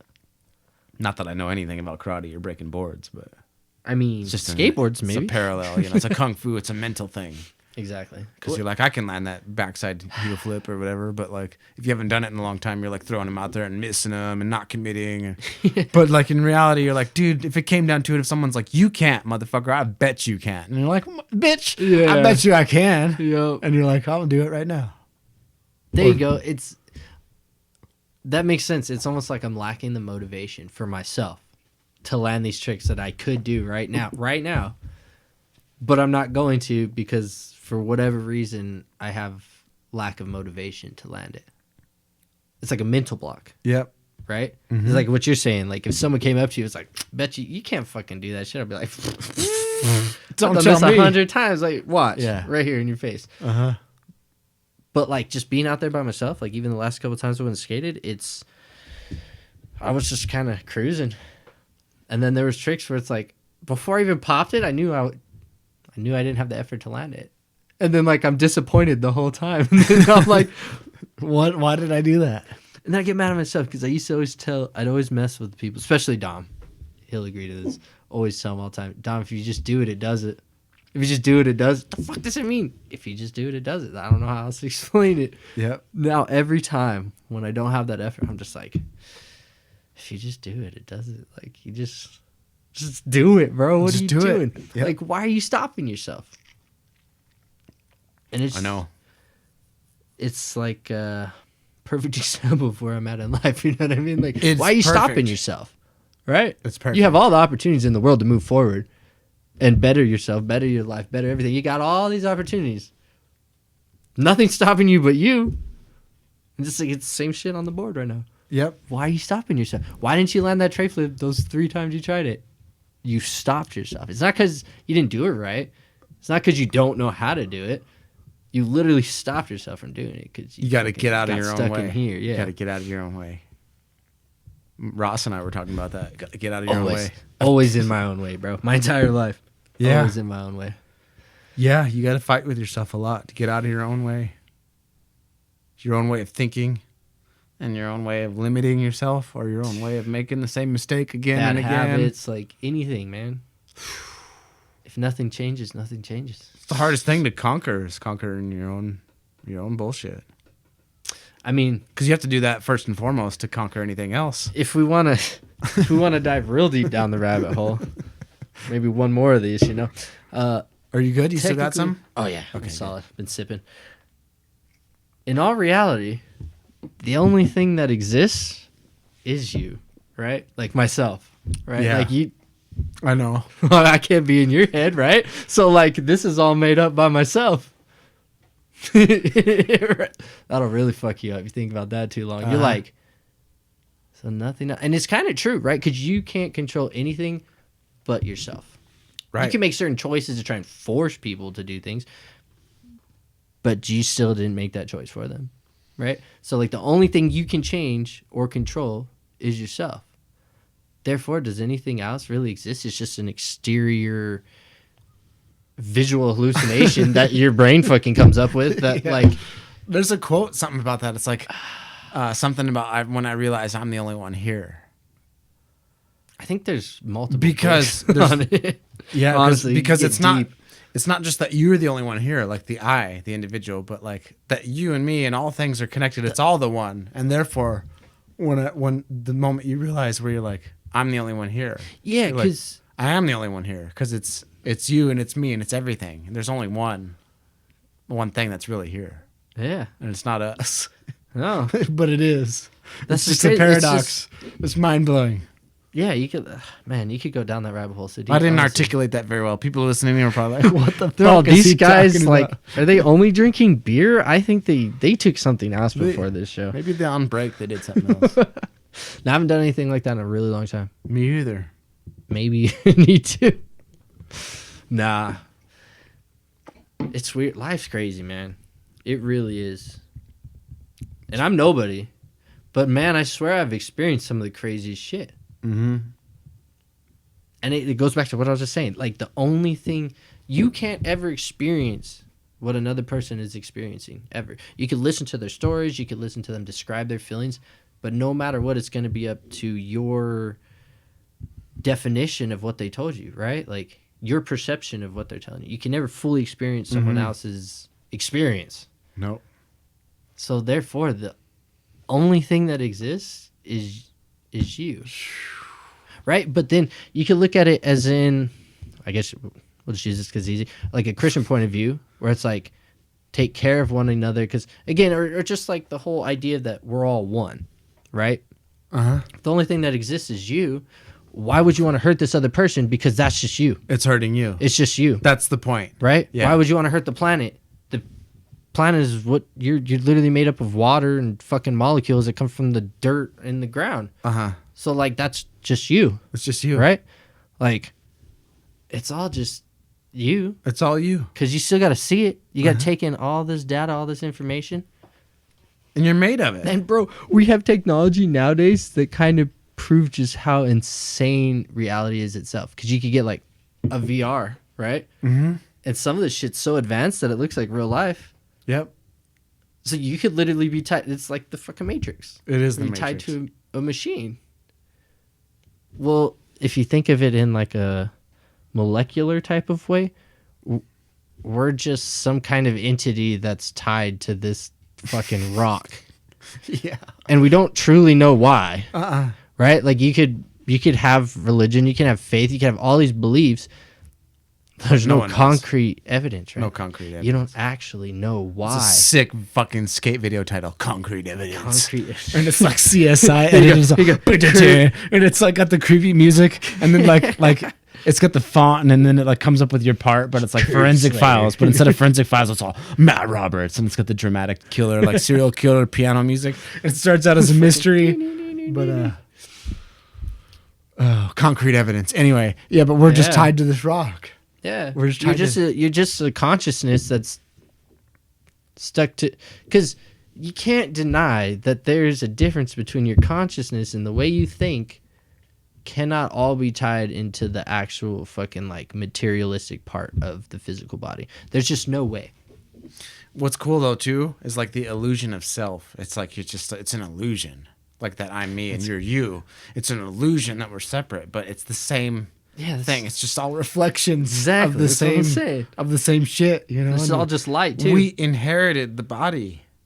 Like from the earth. it's not like Pat like made this. Like I just ended up here and I was just Pat, and then finally evolved into something that became who Pat is, or what he does, or whatever, what he's known at or looked at. But I didn't create that. No. Not as an individual little ego. Pat didn't create Pat. something else created Pat. Just I don't know. It's crazy. It's I just- always felt like It's the intellectual player in the game. It's weird. Like a board game. Like you got your token. Yeah. Like it's almost like life's like literally like a game, and you're like you got the physical piece, and you have to roll the dice and move forward a certain amount of squares, and you landed on chance, you draw a card, and the card says this, and now you have to go do that. And that's your life. You're the token on the board, making moves, and you have no choice but to roll. Yo, bitch, it's your turn. Chances, Here's tomorrow. Wake up, and there you go. It's your turn again. Yep. And You gonna make something of it, or you gonna?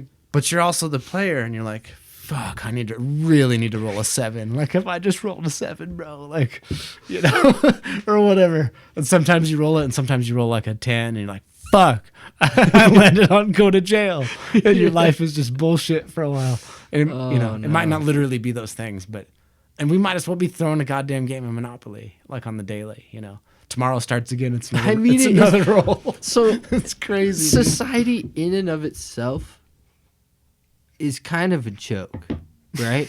Like, if you really think about it, if we all, every single one of us, knew farming, knew how to responsibly hunt animals, knew how to build tents and how to live off the land, if like the general population, you wouldn't need a society. You wouldn't need a government. You wouldn't need rules.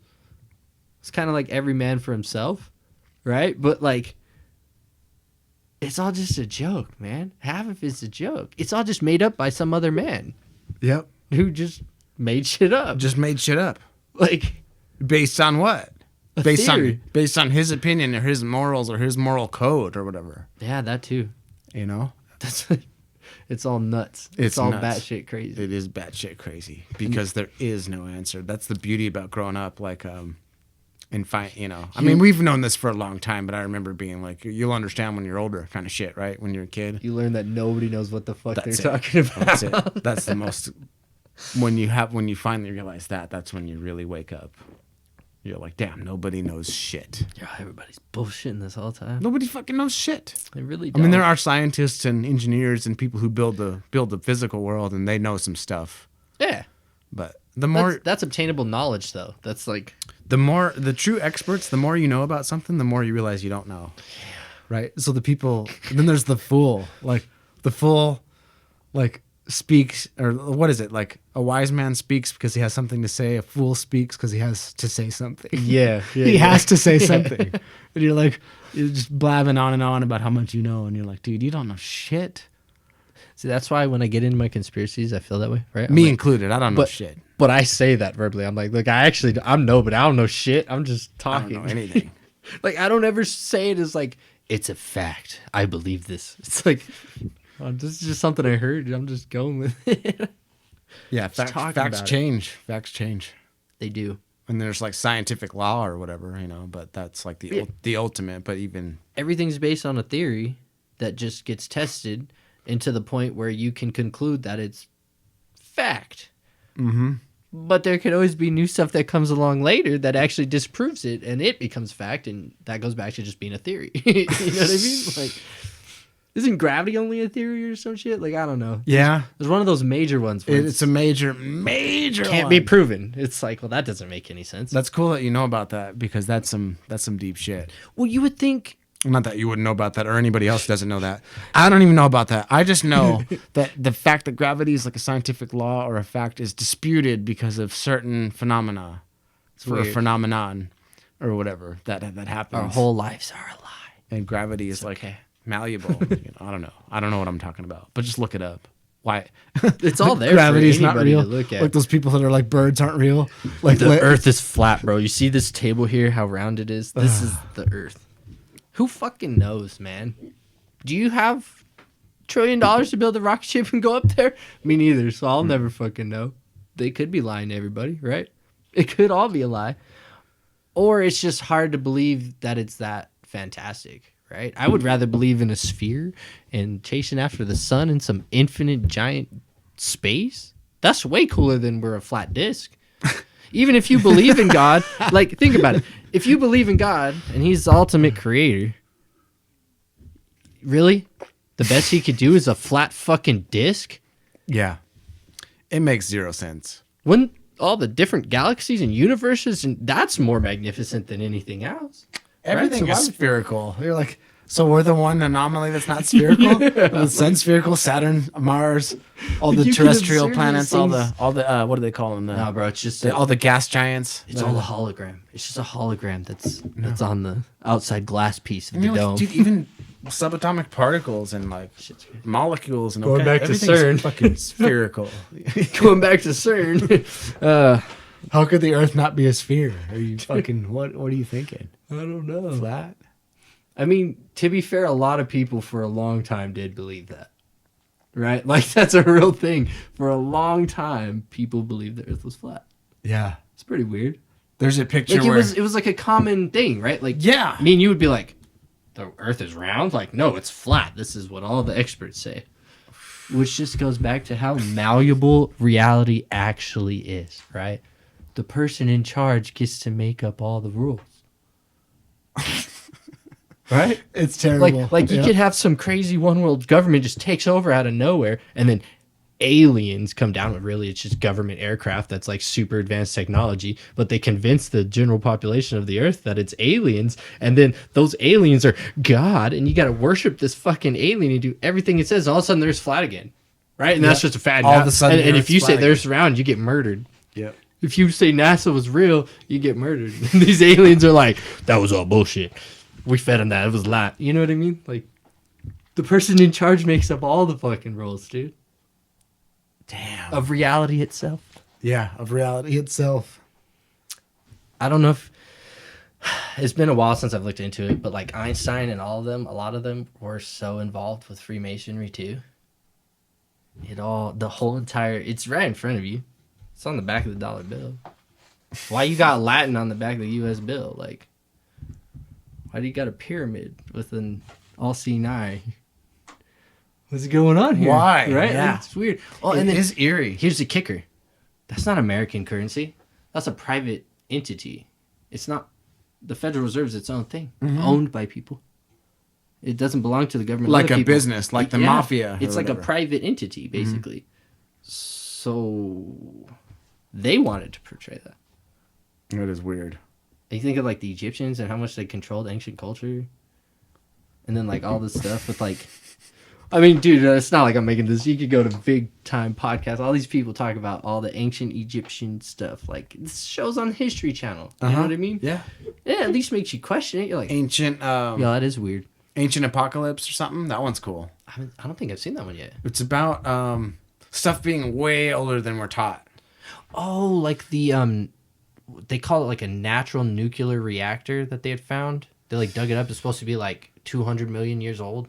Perhaps, but they're talking about like just societies that existed that aren't in the history books, and the ones that are in the history books that are way, because the archaeologists have all gotten on this one, the bandwagon of like what's known, and then they all build off it cumulatively, like Kind of it's this like amount of years. The ancient Egypt's the Sphinx or whatever is this old. This amount of years old.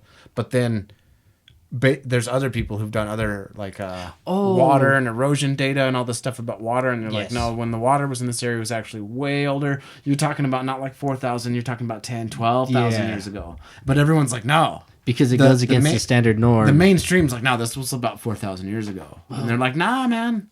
Basically what they're doing is they're changing facts. Because you're like, based on this data, bro, y'all got to start questioning that. But they don't like people to question it. But Ancient Apocalypse is this other theory about advanced civilization way back in the day. With like evolution happening over and over in different timelines. Like at some point in the past, there were like advanced civilizations that could build crazy ass shit.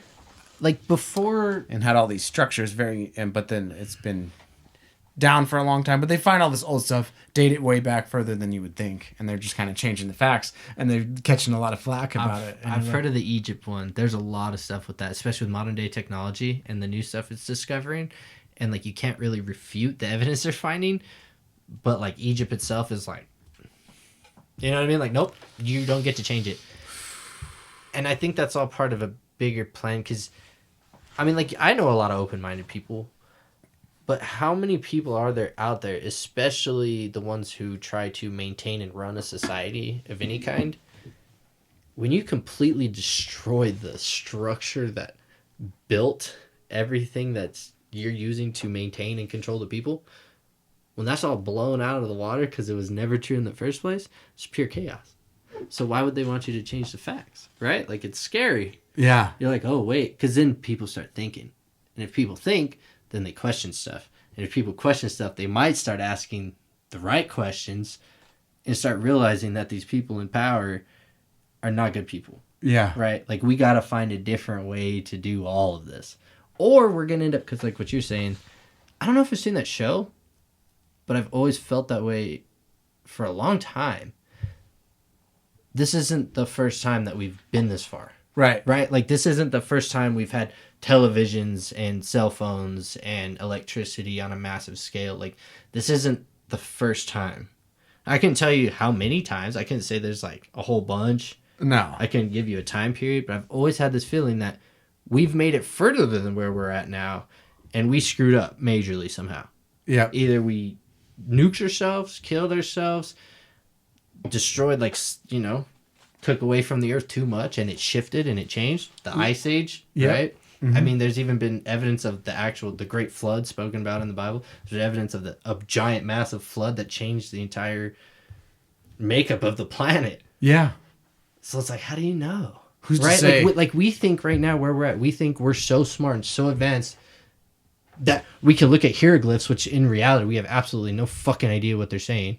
We could say we know, right? We can use certain things. There's actual stuff to back it up, but you're still kind of like, you're going off a guess, best guess.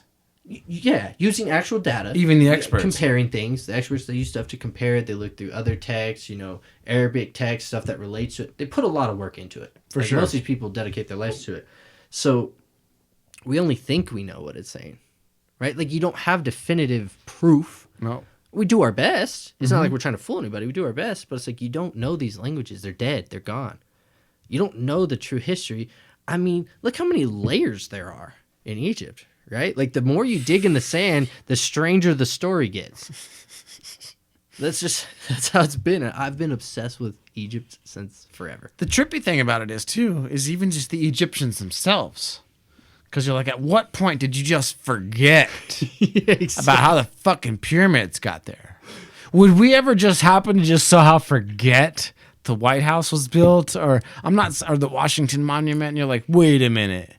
Like, but how did that get there, though? And you're like, motherfucker, like, we built it. Here's who built it. Here's the records. But there's some weird shit with Egypt where they just, like, even them as a people are just like, yeah, like, we don't know how those things were built. We've been here the whole time, but I don't really know. We'll come to think of it. And you're just like, because really? It wasn't them, and they want to take credit for it. They didn't build none of that shit. Didn't build that shit. It was other people. They built some of it, but it was people before them, right? Maybe they do have records, but it's weird. Why is it such a mystery? That's all I'm saying. No, I agree. It's like It's intrigued It's like me Alamogordo. And you're like, well, I don't know how Alamogordo got there. Like, it's just whoa. Like, if Alamogordo was some big crazy thing, like the pyramids or whatever, and you're like, motherfuckers but named hold on. Charles Eddy and someone like his brother, and then fools came in. It was like Pennsylvania Avenue. It was the sawmill. It was like logging and shit, and then Logging, it the was like sawmill. cottonwood. Like Alamogordo. Like Alamogordo means like fat tree or something in fucking Yeah, it means Spanish or fat something. wood, yeah, and fat then it's cottonwood trees. Is because And like, the history, how Alamogordo got here. Why did we forget just somehow Egypt. that the pure? No, but When did what was y'all the name lose of the show? track? It was like something apocalypse. Ancient apocalypse. Ancient apocalypse. Well, there's the answer. Yeah. Right? Like, okay, we got all this technology, right? You could get a fucking 10 terabyte SSD, like, memory card. You could fucking pack your entire life into this thing, right? Yep. And it'll hold that forever. As long as it doesn't get hit by an EMP or some extremely, really strong magnets real close. Or rain, any common damage. It'll last forever, in theory. Yep. Well, if we go into a world war and we use these big fancy boom boom weapons we got stockpiled everywhere, Just obliterate and EMPs, nukes, everything's gone. Books, all of history. Although, like, we have stuff stored. There's like a vault in. The one weird thing too that Julie and my brother pointed out is like, man, how come we don't find shit though, like a phone? Like, think of how many phones are out there right now. They claim they have. Think of how many of these are out there right now, and yet we haven't dug up one of these. somewhere. That's fair. The equivalent of something, But but maybe they have. I don't know. well, I've but seen there's not a lot of claims. weird alien, crazy, primitive technology artifacts, which you think there'd be more of if everyone was carrying around shit like this. They'd be in the rocks somewhere. Let me ask you though: do you think that would withstand a nuclear bomb Nah. within so many radius? You know what I mean? Like, what if the whole planet? Some nuked of them itself? would though. Yeah, there'd be some out there. There'd be someone, some in a rock somewhere. I don't know, in the strata. What if that's millions of where? What years if that's ago. where we got it from? That we did dig it up, and these fuckers kept it secret because they were gonna use it. Who knows? I mean, they claim that. There's people that claim that. I definitely lean towards believing in This is all. primitive societies before, I think, or advanced societies way prior to us. I totally believe that because why not? and maybe even it could even be in a different way. Maybe not so much technology, but Most just certainly in a different on way. a spiritual level. Mm-hmm. But they used it for bad, and so they took themselves out, right? Like they understood, Or they things. left. Oh yeah, there you Or go. who knows? There's that whole theory But that they could have had telepathy and all kinds of other power, dude. where they were more in tune with the body and the mind and like levitation and all that other shit. And like now on this timeline, we're more on like resources and gold and cobalt and batteries, rechargeable batteries and all this shit. it's more of a materialistic More than a materialistic. spiritualistic world. But Yeah. maybe before we had telepathy, or I don't know. Maybe it wasn't even us. But one thing is for Right. sure, we are the aliens. it's true. I realized that one day, because you're like, people may or may not believe in aliens or like other life forms. You could be like, and like the quote is like, well, it's equally terrifying. If we're alone, that's terrifying, and if there's something else, that's also terrifying. But I think it's more terrifying to be alone because that's just sad in a way. It's just crazy. But see, here's the thing, that we are the aliens because we are things randomly existing in space without explanation. No one really knows why, but yet we're here. I guess we can all agree that we're here. So That kind of goes back to that just proves the possibility that it's possible yeah. to randomly exist in the universe. So therefore, by definition, how can we discredit anything else possibly existing out in the universe? We do. Exactly. So And you got to ask yourself too, What though. the Like, hell? if say we are the only ones, like it's really just us, and like clearly we have a higher consciousness than animals or anything else living on the planet. If it's just us, can someone come back and like tell us why we're here? In all, like, just give us like a book, right? Like a user manual. Can you come back and tell us why we're here? Because if we're the only thing that's on this level of consciousness in the entire giant, vast endlessness of space, clearly we're important. And obviously we're not getting the fucking message. You got war, famine, everything, right? Terrible things, evil all throughout, people hurting other people all the time.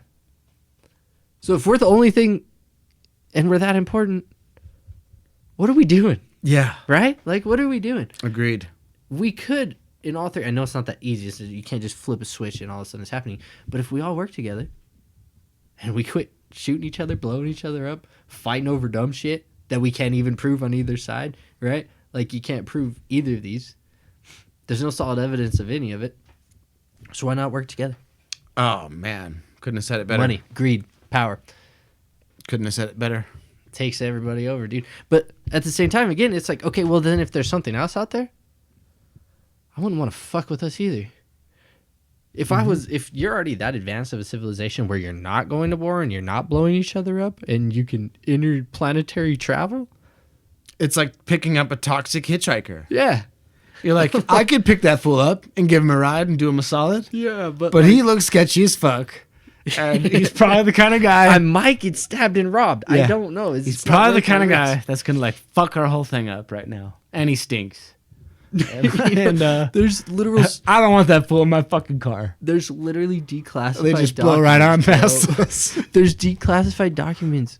It's weird shit because you're like, why is this documented in like top level government shit if it's not real, right? Like, who are they trying to fool, or like, damn, that's crazy. Supposedly, presidents have met with aliens, right? Yeah, like like there's stuff out Eisenhower there. and You shit, can read it. all that stuff. I'm not making it up. It's Yeah. there. You can read it. Yeah, Eisenhower. It's funny. One of them was out here, Solomon. Yeah, Go figure. of course. But basically, the story went is that it was the Greys, and they were trying to tell us, hey, get rid of your nuclear weapons, and we'll give you some knowledge. Basically, you guys will never go hungry, and you'll never have to work again a day in your life. Like, you can just live in paradise. Like, no one has to suffer. Like, everybody can have the same quality of life. Everybody can live in harmony, peace, have plenty of food, free energy, basically. We have the technology, and we could give that to you. But we don't think you're responsible enough, and you got to destroy all of your nuclear weapons. And not just you guys. You got to convince the rest of the world, all the other countries, to get rid of their nuclear weapons. Once you guys can prove that you're responsible enough to not blow the planet up to gain more power and control, we can give you this technology. Because I'm guessing, if this story's true, right? Like, let's just amuse that for a second and say this is a real thing. It's a real thing. As an alien race, I wouldn't want to give this thing, because obviously with great technology comes also great weaponry, right? Like, it doesn't matter how you want to look at it. If you're that advanced, the better the technology, the better the weapons. It's just an unfortunate, you get both sides of the coin. So if this technology is able to help all of us live comfortably, it obviously has the capability to wipe the entire human race off the planet in a split second. Right? So as an alien race, you're like, hey, we could help you guys out, but y'all are acting like fools. Mm-hmm. You guys are acting like fucking idiot. Like, you just blew up an island with people on it with a massively destructive bomb that literally ripped apart the actual fabric of reality. So we're not going to give you this. No. Would you? No, I wouldn't. It's kind of like your story of as a kid with the matches. Yeah. It's like, you shouldn't have been given those matches. You know what I Should mean? not have had those. We did not have the wisdom to handle that. And that's basically, that's what the story is. That's how it goes. I mean, it's there. It's weird that I want to say it's FBI documents, but it's weird that it's like documented in the FBI. You're like, it's either real or Why? this whole thing is fucking made up, right? Like, Yeah. what were you guys covering up? If you created an entire story made up of all these alien encounters and all this top secret bullshit, what were you really doing? Right? Like, what were you hiding? Like, what were you guys doing that you had to distract so much? Now, part of it, I mean, if you want to talk about the crash in Roswell, around that same time, we were developing the F-117 Nighthawk. A lot of people mistook that for, because they've never seen anything like that before in their life, right? So they mistook it for a UFO. Uh-huh. I mean, that could have been the crash. Could have been it. That could have been the crash, right? And they covered it up. But people ate it up so much, why not always have a scapegoat, right? Like, the United States Air Force is like, hey, if we just feed the public this alien bullshit, we can do whatever we want right in front of them, and they're never going to question it. Never question it. Right? Doesn't necessarily mean that's what happened, but I think the alien story is probably a little more fun. It is a little more fun. It's a little more fun. It is a little more fun. Well, and then you got crazy people like Elon Musk. You know, I don't know how to feel about that guy. I think he's really fucking cool, and at the same time, I'm like, that's scary. Right. That's one individual that has that much money. He's literally the richest man in the world. He has outdone NASA tenfold on his own dime. That's crazy. Like, I'm sad he changed it, but his biggest rocket, the one that's supposed to carry humans to Mars, used to be was it BFM or BFR? Big fucking rocket. That was the name of it. Sick. But he finally changed it. It has an actual name now. And I'm like, damn it, bro, you should have left it. Just kept it. Big fucking rocket, because it is, dude. It's huge.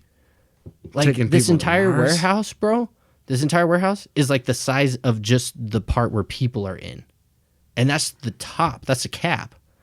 This doesn't include the, like, 8-story fucking rocket booster underneath it. Jeez. Shit's crazy. And then you get into the whole, like, oh, well, there's no real thing in space. Then what are they doing, bro? Like, Just imagine going to Mars, man. Like, I just want to get out of the atmosphere. I just want to feel that feeling and actually rotate around the Earth to fully understand what the fuck's actually going on, right? Like, I could watch a million videos. You got the International Space Station. Like, sure, you have the people who are like, oh, that's CGI, it's fake. And then you got people who are like, Just oh, imagine no, it's going real. there. And then you got the ones like me who are like, okay, it could be fake, but it also could be real. And it's way cooler to fucking believe it's real than not. So I'm going to go with that one, right? yeah.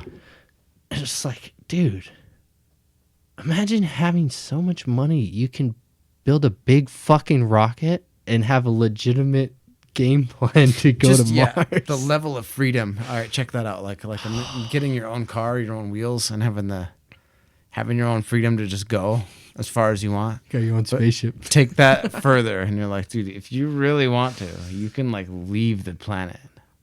Like That fool could just up and leave the planet if he wanted to. Yep.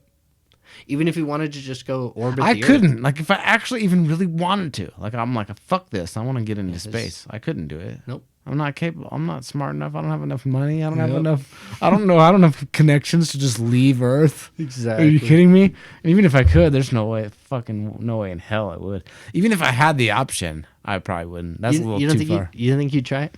Like, let's say... Maybe going to space or something, but not like even going to Mars. Okay, so you'd be down to leave the atmosphere and orbit the planet, but you don't want to go away from the planet. Yeah. I think that's fair. Yeah, I I think think it's about that's as fair, far as dude. I'd ever go. Because here's the thing. If you go any further than that, you might not come back. So it's like, do you really want to... Maybe when I'm like 65. You know what I mean? Like, my kids are grown up. I've already lived my life. And there you go. It's like the one opportunity, right? Like, hey, It would be cool to Take a orbit trip. the Earth and look down at the Earth. that's all I want to do. I mean, I've been in commercial That'd be jets. sick I mean, as fuck. you've flown before. You've been way the fuck up there. And it really changed your perception of reality, right? Because when you're on the ground, you can only see so much. Mm-hmm. But when you're in the sky, you're like, wow, we're really small. You know what I mean? Like, you're so far up there, you're like, oh, that's actually tiny. Like, you could look at the whole city of LA from the sky and be like, oh, damn, that's a tiny, tiny little speck. That's a massive, we were talking about that earlier, like 12 million fucking people, 14 million, something like that. Yeah. And it's just a tiny little speck from the sky. So imagine being those guys that were lucky enough to be in the United States Air Force that get to fly, or the U.S. Navy, that literally have flown so high that gravity can no longer pull them back down. Just think, well, if looking at the Earth as a whole, and you're like, that's it. I just think that would change a person. Mm-hmm. Now, I've heard contrary or contradicting opinions. Like, I've heard about like astronauts going to space and people interviewing them and being like, yo, man, like, what was it like though, man? Like looking down at the Earth and just being like, man, that's it. That's everything. Yep. All of history and everything. All the recipes, all the stories, all the Super Bowl Sundays. All the skateboard tricks. Everything you can think of is right there. Past, present, and future, pretty much. And they're just like, it was kind of like what I thought it would be. But they're like astronauts, so they're the kind of people that are like wired to be like, you know. Yeah, they've studied it their whole lives. It Means was shit their to main me. goal. Like, they trained and trained and trained and trained. I'm sure they were shown videos we didn't get to see as public. So I can see that answer. Like, like, you want to be the cool guy? Like, yes, was pretty much beautiful. what I thought it It was. was beautiful, man. I went to tears. I went to Yeah, tears. that would be me, dude. Yeah. Like, I started crying. I shit my pants at the same time. Just imagine Oh, man, I just couldn't. I almost passed out. looking at the Earth like dude. that from a whole perspective. I like what you're and just saying. realizing like that's it. Yeah, no, I like what you're saying. Like, it's just like everything that's ever happened, anything that pertained to you and your existence, it's like, instead of it being across the ocean, like right now, like even a part of my own life story, I went to Italy. That's so far away right now. Mm-hmm. But like, if you're out there in space, it's just like, It's all right of there. it is just right there. It's like this size. And it's weird, right? It's Well, weird. and then you got the whole space-time continuum thing, where time does not move the same in space as it does on Earth. And why would it? Our sense of time is just based around the sun. Yeah, our And time like, is just orbits and revolutions and circular patterns, orbits, you know? time is just math. It's really just math. It's a calculation of, I mean, now how we look at time. Like, before, they used to go off the shadows, right? The stages of the sun. Uh-huh. You got the, why can't I think of the name of that right now? Fucking sundial. Duh. There you go. You got the Yeah. sundial, right? Mm-hmm. And you went off the sun and where it was at, and it moved, and that was your clock. And then you had all these super smart, intelligent people who realized, hey, I'm pretty sure we're this giant kind of roundish rock just floating around the sun. And then from there, we're like, oh, so if that's the case, we can do these equations and draw this shit out. And Reverse engineer the orbit. And that basically, becomes yeah. the year. Yeah, that becomes the year, the month, the time, the minutes, the seconds, everything. So it's all just a human construct, right? But it's an observation of reality around us. And we Based on our location and we use that to, in relationship to the sun. yep. And we use it to build structure to maintain a society. That's really all it's there for. I mean, Yeah. you got the sun, obviously. You got daylight and nighttime, but It's so predictable, down to the weather, down to the month, down to the you're like. It's just crazy that I can wake up in the morning and like put my coffee on and like start, and I'm like, I'm gonna go get dressed or something, or like, oh, I'm gonna check the weather app though, like, Yeah. And just every day it's so predictable, but really it's like volatile and like bro, we could get hit by a giant asteroid in going reality- fucking light speed tomorrow. It could just right be- now, we could finish this podcast and just get hit by a giant rock from space, and everything we ever known is gone. blows my mind that it's actually that stable. It's crazy, huh?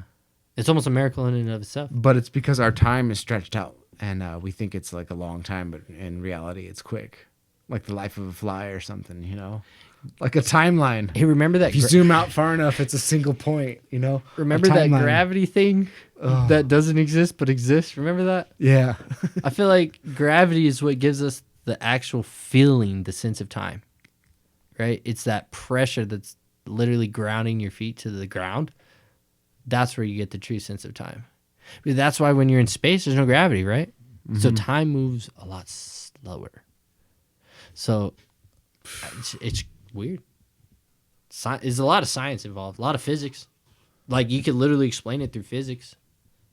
Mathematical equations, trigonometry, calculus, like crazy shit, bro. Where the spherical of the sun and how the planets move and how the Earth chases around it. The mass determines the amount of gravity that an object and the has, and how much it speed. manipulates space time, and oh man, Yep. And then if you just plop out of the atmosphere, then all of a sudden you're in a different ball game. like those black holes colliding, and they predicted like Einstein predicted gravitational waves, like fluctuations in space time itself, and then it was confirmed like 100 years later.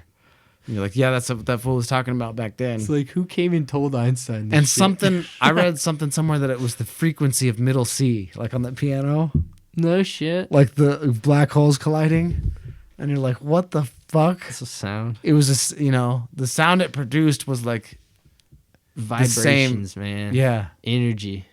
and you're like, that's the music. I don't know. Middle C? Are you kidding me? But what other note would it be? If black holes colliding out in space for any other note, like, of course it would be. Drop D, bro. Yeah. Heavy metal. That would Drop be D. sick. Just That would be sick. some pterodactyl music in the background, It's fucking gnarly, man. And you know what's crazy is you could sit here and theorize and talk about all this shit, and then you come back down to your life, and it's like, okay, I got an awesome girlfriend and 3 kids and this beautiful new baby little girl that I'm in love with, and it's just like, damn. It's like all this stuff's so interesting, but then it's like it doesn't actually matter. But then me as a person, I've always struggled. I've always felt like it matters way more than humans like to admit, right? Like, why aren't we asking these questions? Why are we scared of that? Why is that weird? Why is it weird for me to talk about this, right? Like, to a certain group of people, they'd be like, This fool's crazy. fucking weirdo. Like, Bunch of potheads. God damn, how high did you fucking get before Yeah. this show? Like, actually, I'm kind of sobering up. Like, I should have brought my edible. We You were know what I never mean? Like, we were never wasted to begin with. exactly. We like skateboarded for 30 minutes and had like a couple of beers.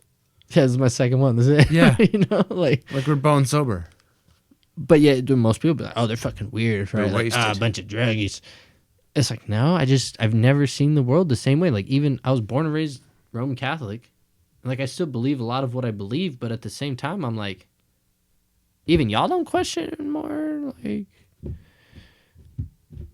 like, this isn't enough for me. Like, I want to know more. Like, okay, sure, I believe this. But we've reached the edge. I want more detail. I Like, understand that we've reached the edge, but there's also it's the edge. Therefore, there has to be something past. Past the edge. right? Like y'all don't have Deeper any more? waters. Y'all don't have any more. Exactly. What do you mean you don't have any more? Oh, because you're just making shit up too. And you know what really hits hard? Like I said, I believe what I believe, but when you realize that the entire entity of religions themselves are just a bunch of other human beings like you, it really when you that sets in, you're like, oh, wait a minute. They could be wrong. Or they could be right. But I think there's good to learn from all of them. For sure. Right? There's certain things that you could take from each and every different religion around the world and get the same principles, That's it. which is just basically loving one another, not murdering each other just for one, you know? Like, let's not blow each other up. Right. I mean, Why can't we all agree on that? yeah, and imagine how far we could get. I think Elon Musk actually touched on this. You're talking about, like, if we weren't busy with, like, war and always fighting each other. Absolutely. Like, we could live a whole different life that we don't even understand. All the time and money and energy and effort that goes into We could be on Mars. conflict. Already. Like, we could literally have cities on the moon, on Mars. Sure. That could be a vacation me and you take. Like a weekend, like, hey, you want to go out for the weekend, hit up the moon? I've talked about that. Like yeah, bro, let's go. It should be a thing. Yeah. Like, bro, like, what'd y'all do this summer? And like, fuck. Like, I mean, we went to the moon again, but like, you know, it was all right. It is But pretty I chill. spent most of the time in the room, though. Fucking Futurama. So I already fucking went there. And yeah, I just don't really give a fuck. I was like playing video games and stuff, but like, it was just another summer at the moon. Isn't it Futurama? Just Isn't imagine it? that. Yeah. I think one of them. I think it's Futurama. There's like a fucking theme park on the moon I bet. because they're delivering something in the spaceship, There has and to then be. somehow Bender ends up like outside of the dome that's on the moon. It's like crazy story, but like, why isn't that a thing, right? If we keep Because- going, theoretically, it should be. Yeah, but the But- problem is greed and power and money and control. It's gonna ruin all of it all the time. I know. Like people like me and you aren't ever gonna get to do that. I just the rich elite people. It's like, so what's the point? Crazy. Why do we want them to succeed if the average person doesn't get to do it? That just puts them on a higher pedestal. It does. It's crazy, man. I think there was an actual like application you could fill out to go to Mars. I think there was like a legit application you could fill out and you could be selected from it. There most certainly will be at one point. The trippy thing I think it really exists. about going to Mars would be like You probably don't get to come back. they only line up every so often. Oh, I can know So what you're talking about. the Yeah. distance to Mars at the given time is only like, it's not that long. I mean, it's far as shit, but like it's doable. Like, Yeah. It doesn't take forever to get there. But it's only feasible to go to Mars every so many years, like 5 years or something, I think. So the trip itself, when you actually leave the Earth, I think it takes, because I used to think it takes 5 years to get to Mars. But it doesn't Is it necessarily. like 14 days? It or like- takes a certain amount of days or something to get there. But you can only ever really make the trip every so many years. every so many years. I know what you're talking about. Because I've heard otherwise about it. Mars is way the fuck over Yep. here. And the orbits don't line up. Yep. So you're like, man, like I'll see y'all in 5 years if you're going to go to Mars. Like you could do it in between Or those something years, like but the amount of fuel that you would need, and it's just not worth it. No. Like it's better to prepare and be ready for when that orbit comes as close as possible to the Earth, and then You're like, I okay. think it's Elon Musk that explained that, wasn't it? I think so. He has a video on YouTube that he goes real into depth on that. Actually going to Mars, yeah. He explains all the fancy science stuff. It's crazy, man. That guy's a trip. You know, I don't know, and I should, like, I can never figure it out because do you remember when he sent a car into space? One of the Teslas? Yeah. Do you remember those I've pictures? heard about this, yeah. But then it was, like, claimed that was fake. Like he he didn't sent his actually do actual that? car to Mars. Yeah, like, he didn't actually put any kind of car in space, and it was actually just advertisement that got leaked. He really did it though, didn't he? I think so. I think so too. I feel like someone was just trying to discredit it. Was Why would he weird. not do that? Yeah, right. Like, you're sending a rocket up there Or anyways. even if someone was like, "Oh, he said he did that, but he didn't really do it," and then he would be like rebuttal, like, "I guess I didn't really do it, but I will now, just because I can." And he's like, Like, "Here's I'm my actually- car." Later, I'm I have actually a car in sending space. six now. Why would he not do that? Yeah, exactly. I think it'd be more strange for him not to do it But see, that was right around the time because where the he's so internet, capable. the internet started getting weird. The internet is weird. It's Sure. so much worse now because it's like you have these images or these videos that can literally be doctored and made up, and then you have one side that's like, no, this is real, and the other side like, oh, this is fake. And the AI art and all the photoshopping and all the trickery and fuckery. You never know what to believe anymore. What But- was it? Believe none of what you hear and half of what you see, Yeah, good one. because it's all bullshit. It's all bullshit. Like I said, you got all this bullshit going on, and then really it just comes down to Emily, the kids, and you know what I mean? Exactly. It's like the homies. That's None your of it reality. really- That's your reality. None of it really matters. My But mom would always be like, "Why are you always going on about this stuff? You're just gonna drive yourself crazy." I'm like, "I'm already there." I'm already crazy. I know. As long as you can just reel it back and just eventually, I've had many of those late night conversations. Me and you too, and, Yeah. and like I lots of dude. other people. I remember nights with coffee out there at the fire pit. Yeah. One of them, there was like a giant party. I don't even know how I ended up being here that late. I think I kept skating. Like everyone left, and I was just stoned, just Still skating. And I think you came out, and you're like, "Hey, man, you can keep going if you want, but like everybody's gone. Like, you want some coffee or some shit? You wanna Sun's go coming smoke? up. You want a cup of coffee? Yeah, you wanna go smoke and watch the sunset? Like, oh fuck yeah, Sunrise. yeah, sunrise. Yeah. Yeah, I'm just like, yeah, hell yeah, like. The Let's fuck do- you mean the sun's coming? I've been skating for 9 hours. Like, what are you talking about, bro? Oh, those are the days. There's a lot of those, man. Yeah, quite a few. Even back on Pecan. Yep. I remember one of the first times same kind of thing happened. It wasn't even intentional. I remember you were having a party, and this is before we really hung out a lot. You were having a party, and, there's tons of people. Mm-hmm. And I just remember going into the back room. I think it was your room or like a computer room. But I remember going to the back room. You had an acoustic guitar.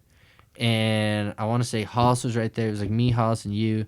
And like Hollis busts out some weed. So he starts packing a bowl. And you just start jamming the guitar. And I just happened to be there, right? Yeah. Like, I just happened to be like moseying One around of the right ones in still there. lingering. Yeah. And so we're sitting there smoking, jamming guitar. And I remember you're just coming up with random like bullshit song. Like, it's the coolest fucking song I ever heard. But it's just some random made up thing right there on the spot. Yeah. And then I started getting down to it too. We're just smoking. And then I just remember being like, "You're pretty cool, man. You should just come hang out more." and then I just remember you being like, "I think the party's over, man. Like, you kick it if you want, but yeah, you want to skate tomorrow or something?" Like I don't even know. Like, it's like hours after the party was over. We were just in there just jamming. Fucking A.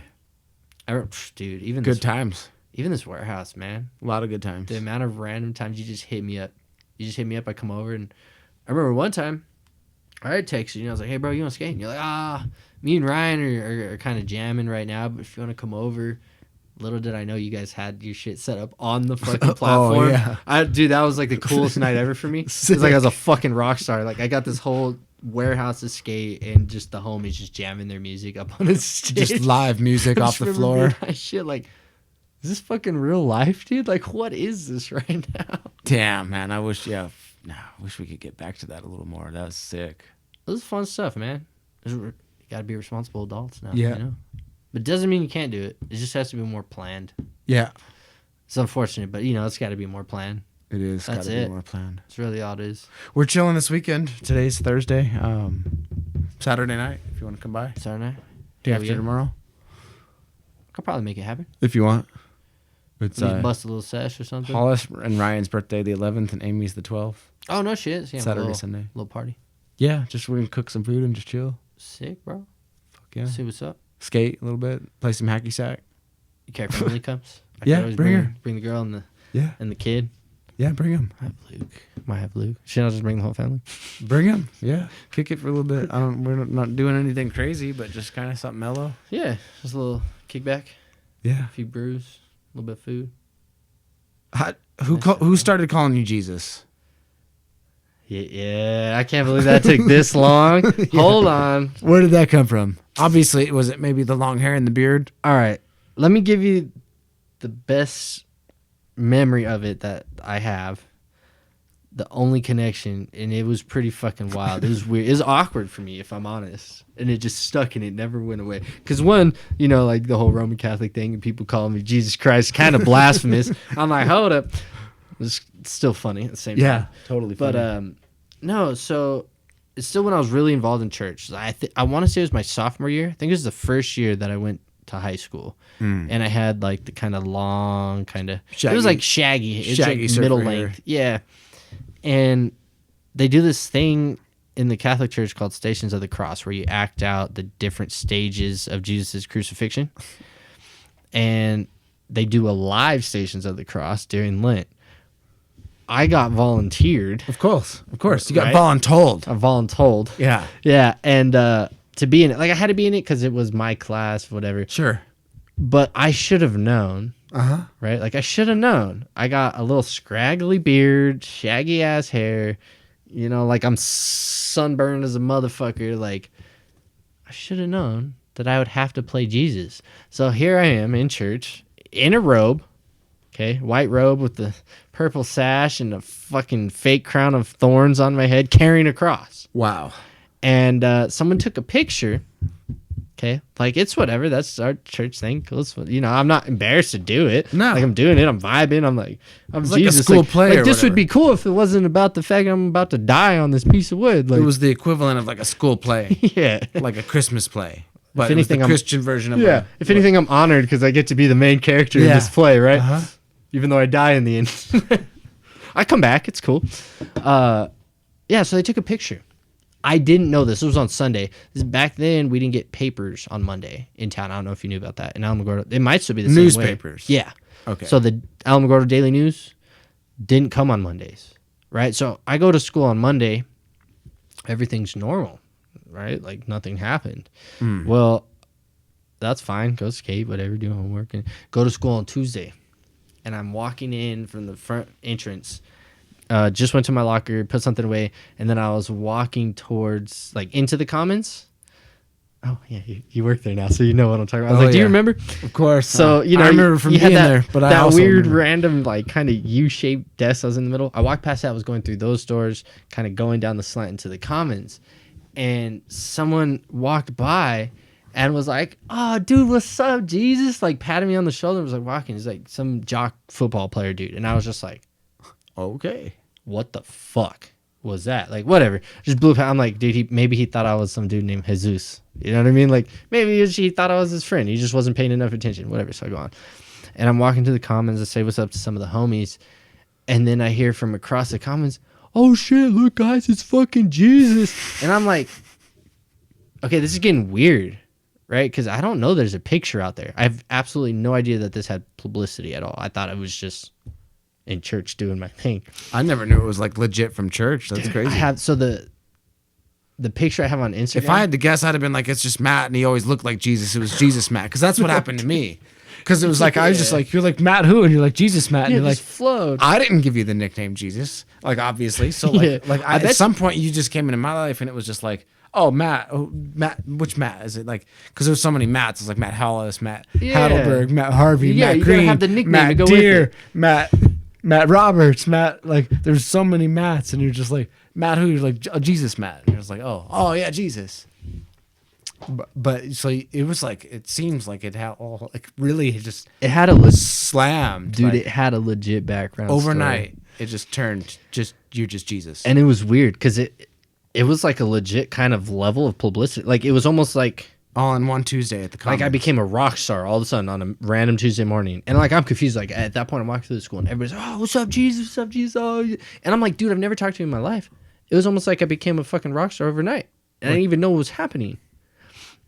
And then finally I go to one of my classes and the teacher goes, hey, by the way, you're fucking famous. Throws it down. It's on the front page of the Alamogordo newspaper. It's just me in a robe with a crown of thorns carrying a cross as Jesus. And so from that day forward, everybody in the school, everybody called me Jesus. People didn't even know me. They'd be like, what's up, Jesus? 'Cause, I mean, I was a chill guy. You know what I mean? Like, Yeah. I didn't have beef with anybody. I was just a random skater kid. That's a damn good nickname And then it if became... you really think about it. Because you don't choose a nickname. No. Like some people will choose a nickname, but you're like, man, you know, like on Lil fucking whatever or whatever. I mean, I guess you can choose your alias or whatever. Yeah. But like, most people don't choose their nickname though. But you're just like, damn, like that's a good nickname. I mean, there's definitely worse ones out there. And it has a legit story to back it. That's the funny part. Yeah. And it was just the weirdest thing. And that's how I became the skateboarding Jesus on Instagram. And then with the hair, Yeah, of course. Just amplifies like it. obviously when I grow my hair out long, I You kind got of look like the depiction of Jesus. So it's kind of fucking scary. the cliche, like just Yeah. picture of It's Jesus. fucking weird. And then what was weirder was when I talking about Italy, they kind of, it's like weird. It's like everywhere I've gone, people didn't even know me, don't even know that's my nickname, and they would just automatically call me that. I don't know if you remember when we rolled into Vegas and we went to Pro Park. It was like okay. 45 minutes before the lights turned off, and we met with Casey's homies. Yep.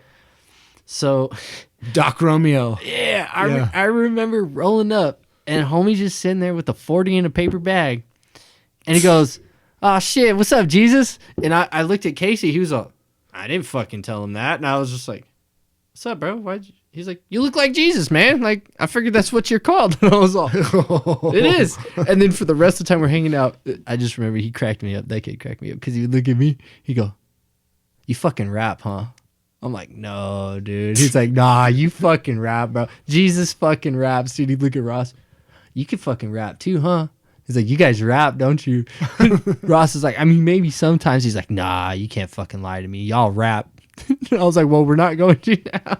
Like, I ain't got nothing right now. Oh, man. Those are good times. Not Yeah, off no, the everywhere cuff. I've gone. Even in Italy, it was the same thing. They all called me Jesus. It's a trip. And then, like, Manu, the way he described it, he's like, oh, bro, it's because the kind of person you are. He's like, you're just so chill and, like, you're willing to be cool with everybody. And, like, you seem like a real nice, down-to-earth dude. And you don't judge anybody. And he's like, it's more than just your looks. And I was all, okay. I was like, well, you just made the nickname weirder, bro. Why don't you just leave it at I look like him? Now you're the prophet, the skateboarding prophet. Well, I'm failing at my job because the world's going to shit. No, it's funny because it's like y'all need Jesus in your life. I'm like, man, I've known Jesus since like 8th grade, man. Don't fucking tell me I need Jesus. I've been skating with that fool for like 15 Dude's years. been around for a minute, bro. Like, I don't know what to tell you. Like y'all we're looking for Jesus or needed Jesus in your life. Well, I've always had Jesus in my life, man. Since Yo, I got one right I was here. just hanging out with that fool last night. We were fucking Had him on the podcast, waxing bro. curbs and, getting after it. Curb Slayer. fucking tell me I need Jesus. Motherfucker, you need Jesus. I don't know what we all just need to fucking quit being crazy, man. That's it. Not us, is like, I mean, most of us are pretty chill, but you know what I mean. The world As a whole, yeah. needs to chill the fuck out, dude. Look at it from a bird's eye view, man, and come to grips with Work. We're creating a disaster almost on purpose. we're connected, fool. Like we gotta make this shit work somehow. That's why I love skateboarding. We gotta make it work. Doesn't matter what color you are, where you come from, what you believe in. If you're there just like because you truly love skateboarding, you're a real true skateboarder, you're going to be accepted by every real true skateboarder at that park or That's at it. that spot or in that town, in that country. It doesn't matter. It's parallel to life, man. It should That's why be. That's why I've hung on to it forever. I mean, the same, kind of like metal, like music, guitar, Yeah. the same kind of thing. You know what I mean? Like It's universal language. if you're a true artist, you could go and hang out with any real true artist and they'll appreciate you as a person. Yeah, you go jam with them, and that's it. You got that connection. It's just crazy. It is crazy. So I see that legends never die. That's It's crazy here in Alamogordo. We have our own legends. We do. Some I never even met. And he'll probably get mad at me for saying this, but of course, Jeremy. Oh yeah. Of course, the Dig 'em Smack. I've been slacking on the damn podcast, but I need to get some more iconic. If you get Diggs on here, it'd be so interesting. I Yeah. love that guy. He jumps worse than I do. I love When him. I first started all this shit, I'm like, I've got a list, and he's definitely on the Dude, list. We've talked about it. It just hadn't come to fruition yet, but I'll get him on here. That guy could spill so much skateboard history in Alamogordo. Like he could lay it down for everybody. I know. I'd love to hear it. I mean, he's told me countless stories. You know what I mean? Like I've heard countless stories from Jeremy.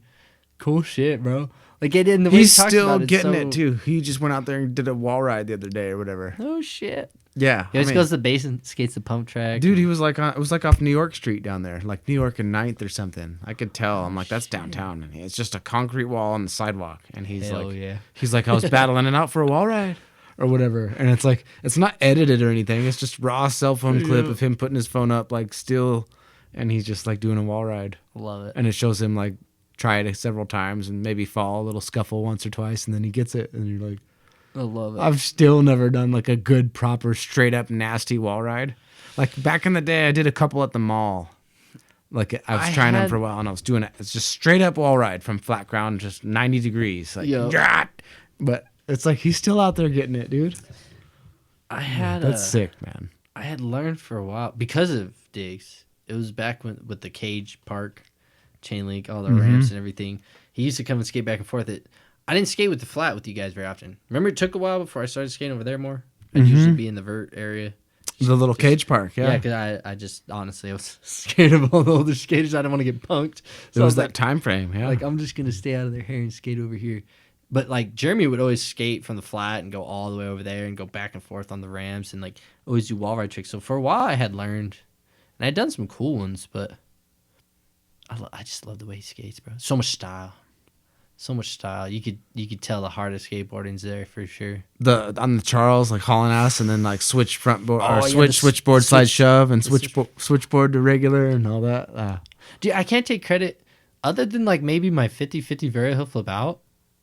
I can't take credit for anything because I learned it from JoJo, Lane, fucking Dustin, you, Aaron, Dig'em Smack. Like, I was like, oh, that shit looked cool. I'm going to try it. And then I just learned it. That's the way to do it. And it wasn't even a matter of like, hey, I want to get better than everyone or hey, I want to get really good. It was just like, that looks fun.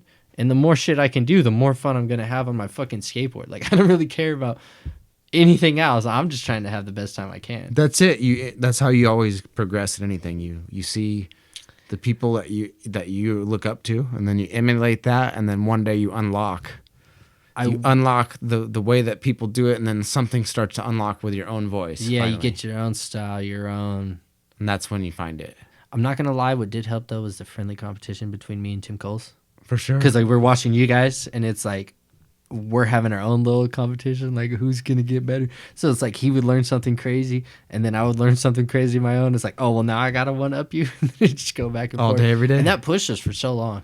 I mean, that's the only reason we got so good. Yep. And then Tim got to a point where he was like too good, and I'm like, well, I fucking lost this battle. You know what I mean? Like he did get really good. He for was a while. doing crazy tech stuff, like still to this day that I haven't seen anyone else do.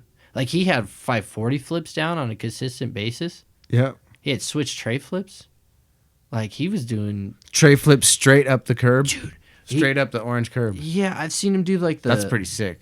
Like, the you know, like a fakie full cap flip? I saw him do a fakie full cap bigger flip. So, it was like a big flip, full cap, like, big flip 360. Yeah. Like, I watched him do stuff that was just clearly impossible. All kinds of crazy tricks. Blew my brain. Love that guy. Like, very technical. Couldn't believe that shit. He's a good guy. He was so far ahead of his time. So far ahead. Like, that's what I'm saying. Like, we were back to back for so long, and all of a sudden Tim was just all... To the point where, like, G-Man was struggling to beat him in games of skate. Like, G-Man be getting pissed. Yeah. Because, like, I remember that would be Tim's goal. He's like, oh, Aaron's here today. I'm going to beat him in skate. I'm going to piss him off. Watch. He'd do it every time. Like, oh, shit. and I'm just over here in the middle, like, trying to learn half this shit because I can't fucking pull it off. The best way to get good is to play them fools. That's how I always did it, bro. Try all those tricks that they make you try. I'd always hop in. I didn't care about losing. So I just hop in with all the OGs. Yeah. And it's like, what are you going to do? You get one try at the trick, but at least you're trying it. You Yeah. got motivation to land it. Going into, like, play a game of skate, and you're like, I'll win or lose. I don't care. I'm winning. We're all winners in a game of skate. Yeah, I'm just out here to skate, bro. We all win. I don't give a fuck how it goes down. I mean, it's sure, it's nice to win sometimes, but It got to a point where, like we were playing skate. I already won. Like, I'm playing skate with my best friends. Like, we all won. The fuck are we talking about here? you know, it's weird for me. Still up to win sometimes, though, for sure. Yeah, no. Especially if there's a little money involved. No. Game of pool ain't the same without a little money involved. You know, orange curb, battle at the orange curb. Yeah. 2-time running champion. 2 I'm times. just kidding. Okay, so kind of goes to what I wanted to say. I know we got to wrap it up soon. Or we'll end up going for like 4 fucking hours. I don't know how long it's been. You're like, I don't know. I don't want to be here till 11. You're like, damn, it is. Yeah, I was like, we'll be out of here way before that. It is what it is, man. Fuck it. I really ain't got nothing to. I know you got school tomorrow to teach, but It's all good. obviously, like, we're obviously all good at skateboarding in our own way. I'd say our group of skateboarders are pretty fucking skilled. Pretty skilled. You know what I mean? Yeah. Like, I've been all over the place skating with all kinds of people. And usually there's only like one of us in each group. Right. We're a whole fucking group. That makes sense. I don't know if it's because it seemed like I stole tricks from people, or like maybe I put off this attitude that I was like better than everyone else. Maybe I did. I don't know. I never thought I did, but maybe I did. And so that kind of, it got to a point, it was unfortunate. I had certain friends who'd be like hyped. Oh, dude, you're getting better. Fuck yeah. But then it always seemed like there was those that were like, Put out about it. yeah. And Like, it always You're fucking- shining so bright, you're making me look dull. But kinda it thing. always hurt me because, like, most of these people that happened with, they were people I looked up to. they were my motivation to even get better. You know what I mean? Like, it was always so weird. Because, like, I mean, like, for instance, I'm going to throw Dom in here. Because he's still, you know, obviously the battle at the OC. He's still mad about those. He wants to win one. Right now, if he threw it together right now, he could fucking beat me. Like, he's missing out on his opportunity because... I think one time he was pretty shit-hammered. Oh, yeah, no, for sure. But see, that's why he got mad. Because the first time is when I was on probation. I couldn't do nothing. And so everybody was like, you only fucking won because you're sober and everyone else is drunk. So the second time, I made sure I got fucked up. I think I had like 7 beers. I smoked like 2 joints, a blunt. Fucking Yeah. Like I got fucked You up. weren't holding back. No, I was like, oh, I'm the guys. I skate better when I'm like this. Like when I'm sober, I can't skate for shit. He'll get in on it. He's not actually mad, but it's like that. The hardest part now would be filling up a 12 bracket game. You're like, damn, who's even going to play? It would, yeah. Just We could be put it the little together. kids. It's like me and you and Colby. I think the And, best way, Maybe JoJo and Lane and Jared. That's 6. get them in on, or Like Flea, drag him out of the woodwork. You know Who what? else is around? Aaron, get G-Man, we get somebody. Aaron. We could do it. That's but 8. I think We the just need best 4 way, more. I know I'm forgetting somebody. Like, Timmy, yeah, Timmy. Get Timmy in there. That's Timmy, 9. Dom, Dom, Colby, of me. course. Dom, 10. And 2 Flea. more. But you know who we should bring into it? People from out of town. Oh, yeah. I don't want to beat my friends again. I want to beat other people and be like, yeah, we're the shit down here now. Shit, the only people I know is like fucking John Rogers and Lee and Ben and their homie Vanilla Dude, Bryce. they'd be a hell of a fucking. I'm like, if they That'd be come, such a good time, bro. it'd be hard not to give John Rogers. I mean, he'll come and just be like, Those you know, guys are cool as fuck. Yeah, they are really cool. I met John through work with the French brothers because like I had a warranty and he was installing a window for me. No so I was shit. like, oh, this guy's cool. And then I went to skate one Sunday. Ross was like, yeah, oh yeah, I met you guys here. They were hitting and- the rails and shit, Yeah, and then they showed up. I was like, and the holy- double set and all that I was day. like, damn, because he played up. He was really cool, very modest. Yeah, He's like, yeah, no, I'm okay, bro. Like, I like to skate, hit a rail or two every now and then, but you know, I'm okay.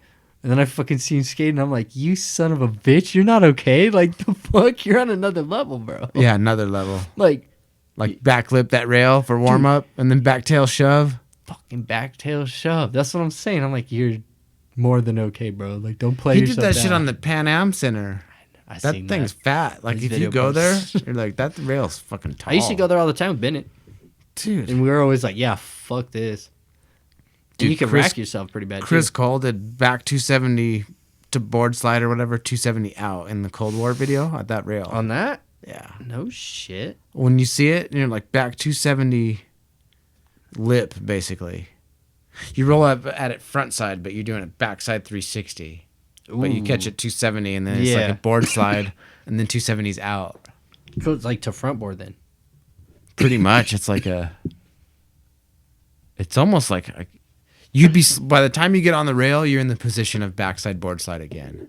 Yeah. But you started at the rail front board. You back 180, but then you over rotate 270, and then you land on like almost like if you board slid it from the other side. Yep. Ugh.